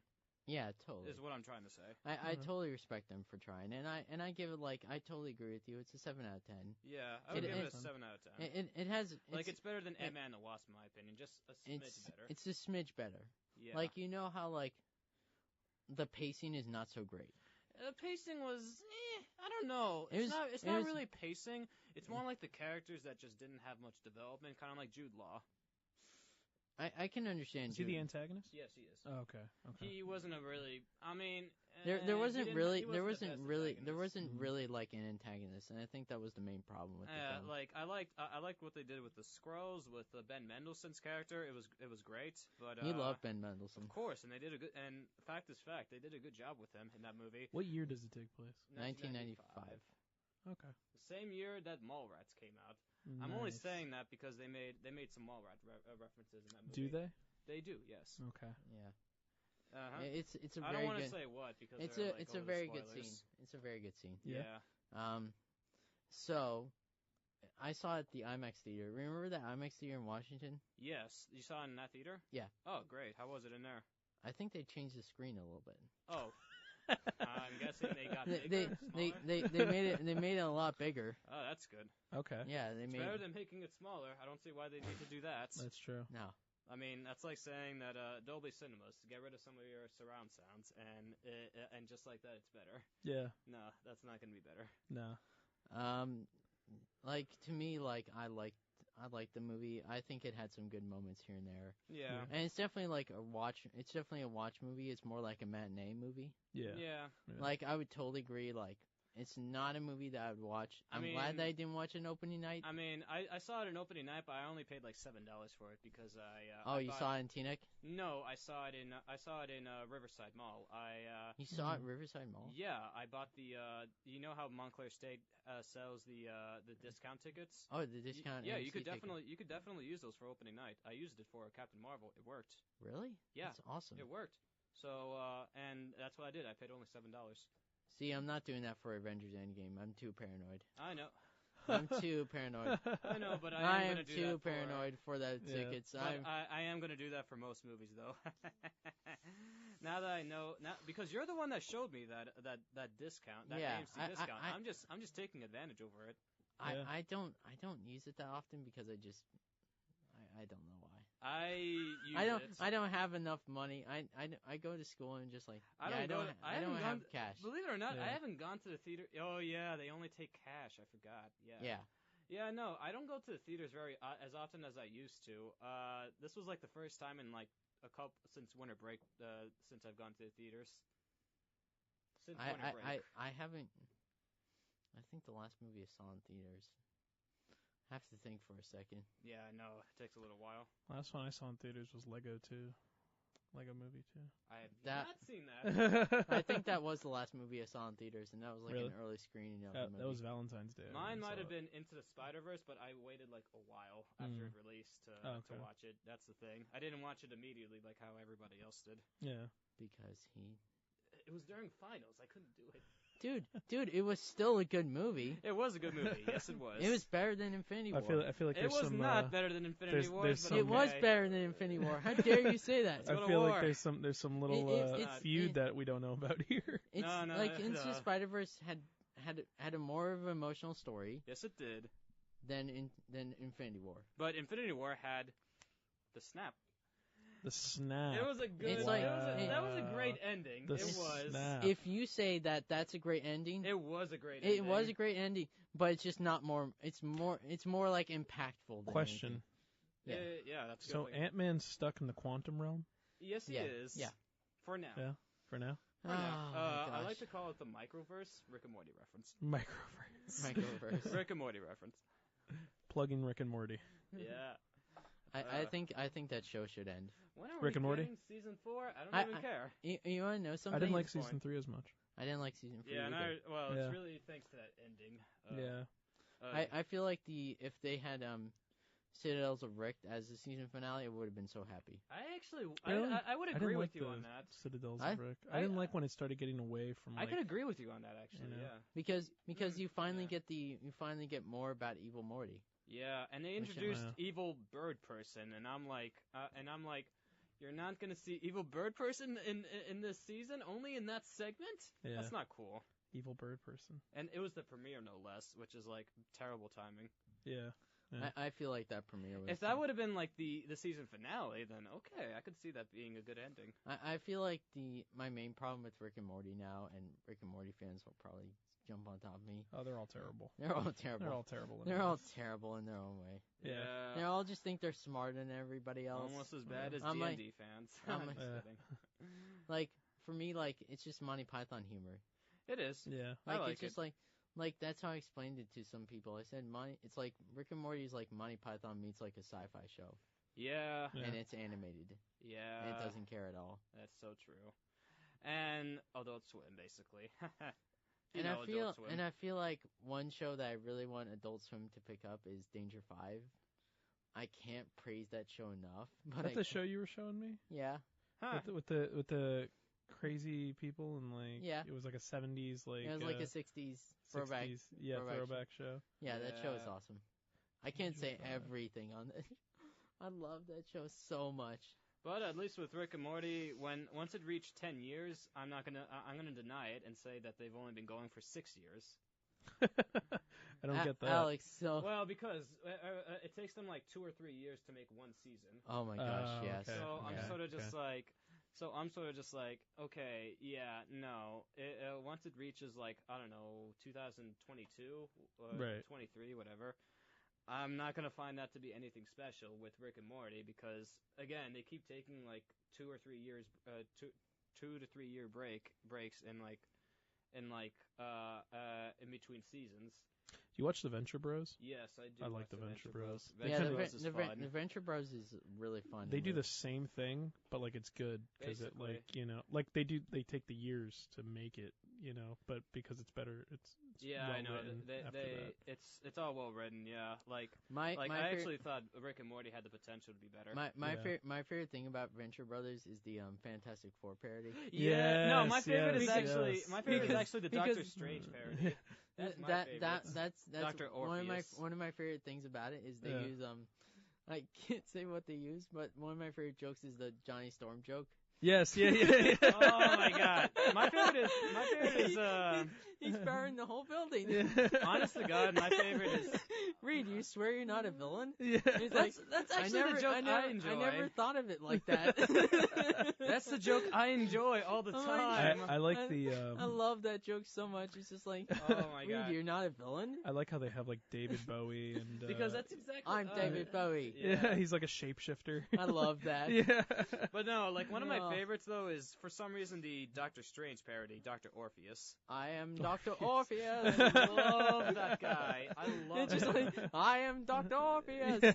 I love that guy Uh, so much. And it's Oh like, my. and his ex-wife is just so funny at the same time. Yeah, I just love And it. he just I went, love it. and I just love the fact that his daughter went to a guy who's like way Yeah, way yeah, more handsome than Hankett. yeah. Just out of curiosity, Trevor, did Yeah. you make these Legos right here? No, Okay. They Legos? Yeah. No, they're not. No, they're not. They're made to look like 8-bit characters. I knew that. I knew that. Yeah, I knew that. I was just testing you right there. Oh my gosh. Oh, my Testing arms are me. sore. Hell yeah, and you passed, I assume.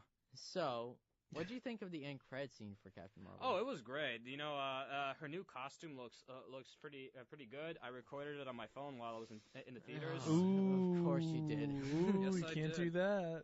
I know, but I had to. And it we'll was just put it on air. No, I didn't do that. That's when they're really gonna like give you a hassle. But so as long as I didn't do that, then I'm fine.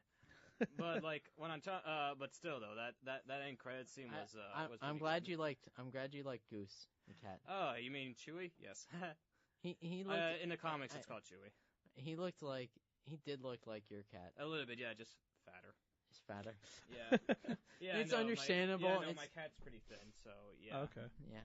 My cat's pretty thin. Yeah. So like, yeah, that one's fatter. What'd you think of Brie Larson's performance? Brie Larson's performance was good as a start, you know. Like, Okay. Like we haven't seen too much of her performance, but I think it'll get improve. We're gonna take a Okay. quick break and we'll close out, or we'll leave with our closing thoughts. Okay. We're back here at WMSC Upper Montclair on the show Geekly. Are we here? Yeah, Yes, you're we here. are Peter here. Martin. And Alex Of is on. Martin and Mingo? Yeah. So Martin Domingo. to give our closing thoughts, because I always like doing the closing thoughts. Of course. That's your favorite part? So why don't you give your closing thoughts of the overall, like, Show? yeah. Like everything? Well, I could definitely say I guess I'm not a geek. Yeah. I'm not too caught up on a lot of the stuff. Yeah. Although it was very interesting to talk to someone who was patient enough for my ignorance to the Marvel Cinematic Universe. Because usually when I talk to people about how I don't like the Marvel movies, they're usually quickly to crucify me. Just out of curiosity, what movies don't you like that most people like? Any of the Avengers, any of them that aren't funny or trying to be like. I like Ragnarok, Ant-Man and the Wasp, and the Deadpools. You And probably would like Taika Waititi's other movies. Yeah. I should check it out. Like you Yeah, should I watch should what check we it do. out. What we do in the Yeah. shadows. And You know, I tried What We Do in the Shadows, and it just wasn't hitting me. You gotta It try just harder. wasn't No, landing. you gotta I try just harder. wasn't landing. Oh, no. I mean, I was Yeah. watching Really? it, and we were so hyped because we were like, "This movie's supposed to be hilarious." No, it's just It like is. And it if just- you go in like with low expectations, it's great. with low expectations. No, I went it's in like- with high No, expectations. don't go in with high expectations for that movie. Go with like medium expectations. Go I with don't know. medium expectations. So it is a terrible movie. No. No, it's just that sometimes most mockumentaries start out slow and then they progress afterwards. Oh, I- it gets really funny to the I point. There's a scene where Peter That's one kind of of the how vam- most mockumentaries are. yeah, it's Yeah. very slow building, but once you get Right. to a good point, it's just like it's hilarious. It's Right. like almost worth it, you know. Yeah. I mean, I don't know if it's as worth it as Roma is, like with the first 30 minutes of the movie. But I mean, Roma completely wasn't good. No, it's just I always hear that the first 30 minutes of the movie was pure nothing. Hmm. You know, Mhm. I gotta watch that still. and yeah, people say it's a great movie. Right. You know, Right. it could be like that kind of movie. Yeah, Alex, you're not speaking into the mic. It could be that kind of movie, okay? You're speaking not into the mic at all. I Okay. could barely hear Okay, you. what I'm trying to say is that Roma is known that it's known that Roma, the first 30 minutes of it was pure nothing. Right. But then after those 30 minutes, everyone is saying that it's worth it, you know. Mhm. So what we do in the shadows could be the same way. Even though personally I thought it was just great in the beginning. I don't know why. Maybe because it's so slow. Maybe because it opens with the fact that they're getting out their coffins. Yeah. And it's just No, it was It was just that music they used. Oh my god. it was funny. It was just like too dry. Like I loved it. Like I get it, they're vampires. Okay, they got to take turns doing the dishes. Like it's just like and getting their and having they have their weekly chores and they have or to, whatever. and they have to explain how dinner works. Yeah, like it was Oh just. my god, I loved all those jokes. in My that favorite movie. was I wanted it was to dinner jump or at me, the you know? Beast. Yeah. I Wait, don't know. was that what it was called? The Beast? I don't Oh, that remember. was his ex-girlfriend. Yeah, I And, know. and Under the what's Beast. his name is in it? The guy Jamie who. Clement. No. The guy who did Ragnarok. Who? Yeah, Taika Waititi. He's the main guy. in Oh, He's yeah, one of the he was. vampires. Yeah, Yeah. he's one of the vampires. One of the He's- vampires, he's yeah. the, I love. It's hard. I It's hard just, to recognize him when he's wearing makeup. That's Right, the thing. right. I just love that show. I just love the movie so much. And What, Yeah. What We Do in the Shadows? I recently saw the trailer for the TV show It's of so What We Do in funny. the Shadows. They have a show coming Yeah, in FX. Yeah. But the thing with is, all the original cast. Nope. No, No. that's what makes me a little bit less excited. You know what it reminded me of, which was weird. There was that movie Dark Shadows or whatever. with No, Johnny Depp. that does no, sound familiar. it's Uh, Dark Shadows is like the opera, like the Sounds soap, like a the video soap game. opera with vampires. Wait, and it- no, it was yeah, one vampire. Yeah, no. I know what you're talking about. Dark Shadows. Well, it's the But- one with Johnny Depp. Yeah, Dark it's the one with Johnny Depp. Shadow. It's Comes like, back to life. Comes back to life. Well, no, That- he was never dead. He just comes it was back. like it to wasn't life. by any chance made by Tim Burton, was it? I it was don't made know, by- possibly. It was made by Tim Burton. Okay. I knew it. Okay, Alex, can you let me speak for a second? Go on. My mom grew up watching the soap opera. It was a soap opera about a vampire Okay. who was invited back into his mansion or something like that. Yeah. And Oh. it's such a interesting, like, I wish I could explain it properly, but it's so weird and so different as a soap I think opera. I might have Yeah, heard yeah. of it. Like, it's not like ridiculous. It's just like, okay, this is just creepy. This is just so creepy to the point where you're just like, Is it creepy to the level of like Sweeney Todd? it's just like, I like Sweeney Todd. Yeah, I know. no, like Dark But Shadows, it was the still- there Dark were those Shadows, moments the that TV freaked me show. out. Dark Shadows, the TV show. My mom watched it as a kid, and she said no kid should watch it as a kid. Oh, the soap opera. Yeah. No. She said no. My mom. She said my grandma forced her to watch it. Yeah. Oh, jeez. That's Forrest. Yeah. very forced, extremely. No, I'd have to ask her. But, Right. But yeah. Well, those are my closing thoughts. I can see that. Yeah. I can see how that works. I mean, like Ragnarok, I thought that was a pretty good movie, though. Yeah, I with, thought it was pretty Taika funny. Waititi. If My favorite is Winter Soldier. That's what he was saying. I yeah, love Winter that so Soldier is much. like a political thriller mixed with like a Captain America movie. It is like amazing. It has Yeah. such a good pace to it. It's like Because I feel that nowadays it's impossible for Disney/Marvel to make a to make a movie that's non-comedy, and Winter Soldier is the one. I feel like Winter Soldier is like the one that you just like. Once you watch it, you're just gonna be like, You just want to see pure action. will it disappoint you guys to know that I might never watch these movies? Winter oh, Soldier, I can. I'll be a little bit disappointed. I can. I have all the. Winter I have mostly all the Soldier Marvel specifically. movies Okay. at my house. Winter Soldier specifically. No, I mean don't like I'll watch never that. have an interest to watch them. Oh man, come on. I know I should. give it a Don't chance. worry. Winter Soldier Winter is Soldier at least. Okay. Winter Soldier at least because Winter Soldier is just like awesome from start to finish. It is. Yes, it is. It is And really. Civil War, I'd give it a chance. Yeah, because So, it is pretty fun. What about and the it's Dark World? Spider-Man. The Dark World. You know, let's start with that one. The You should- what? you should- Oh, you Thor: should- The Dark World. Okay. That forgettable one. That forgettable one. Yeah, at least That one directed by the guy who directed Game of Thrones. Right. One directed Game of Thrones. he directed Terminator 5. Oh yeah, he did. Well, what about the Fantastic Four that came out 2 years ago? How dare you? How dare you bring that movie up? How dare you bring that movie That is up? foul language That is there. that is foul. That is a red card from you know the, what? from I'll the watch soccer. all the Fantastic Fours before I watch MCU. Any of Please the don't. MCU. But that Please has don't. nothing to do with You're MCU, though. you're gonna just drive yourself crazy by the end of it. No, because by of- next week though, there's a possibility that the Fantastic Four will be in the MCU. I mean, will be confirmed in the MCU, so you never know. So you might as well. I'm interested. I actually might as changed well. my Invisible Woman cast. Okay. Who would you want it to be? Is Pamela it Emily Anderson? Blunt still, or No, it's Amelia Clark. Amelia Clark? Ooh. That is an That's a good interesting one. Yeah. That Because is a good because John Krasinski, Amelia Clark, Who'd John be? John will be Mr. Fantastic. John. Think so? No, Yeah. no, like John Krasinski. John Krasinski could be Mr. Fantastic. Yeah. Oh, okay. And Mr. I don't even Fantastic, care if he John keeps the beard. Krasinski, Emily Emily Clark Blunt, as Amelia Clark. Amelia Clark as the Invisible Woman. The guy who played Finnick from Hunger Games. from Catching- Hunger Games could be could be Catching Human Torch. What's his name again? Sam Fisher. Sam Claflin. Yeah, Sam Claflin. I think. Or you could go with Zac Efron. no. No.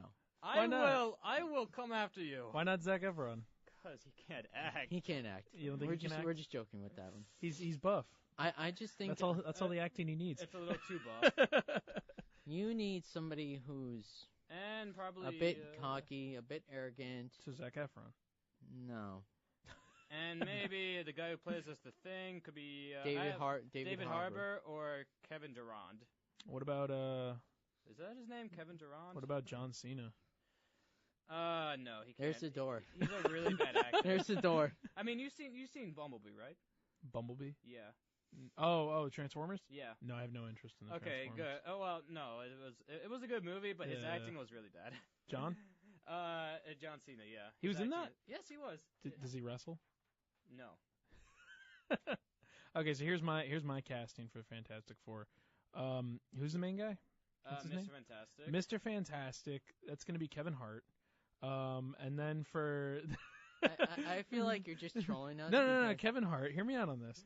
Who's Amelia Clark's character that you said? What's her name? Invisible Woman. Invisible Woman. Amy Schumer. Yeah. Amy Schumer. What Amy movie is she? Schumer. There's the door. I can gladly show you the door. Mr. Fire guy. Oh Human no, your Torch. mic went off. Oh, what? No. Wait. Here. There we go. Amy Schumer. Okay. What was she in? I will constantly mute you if you keep if you The keep human. saying- Hear me out on No. this. The Human Torch is Nicolas Cage. Nicolas Cage is the Human Torch. we're just muting him right now because we can't listen to his casting because it's just so.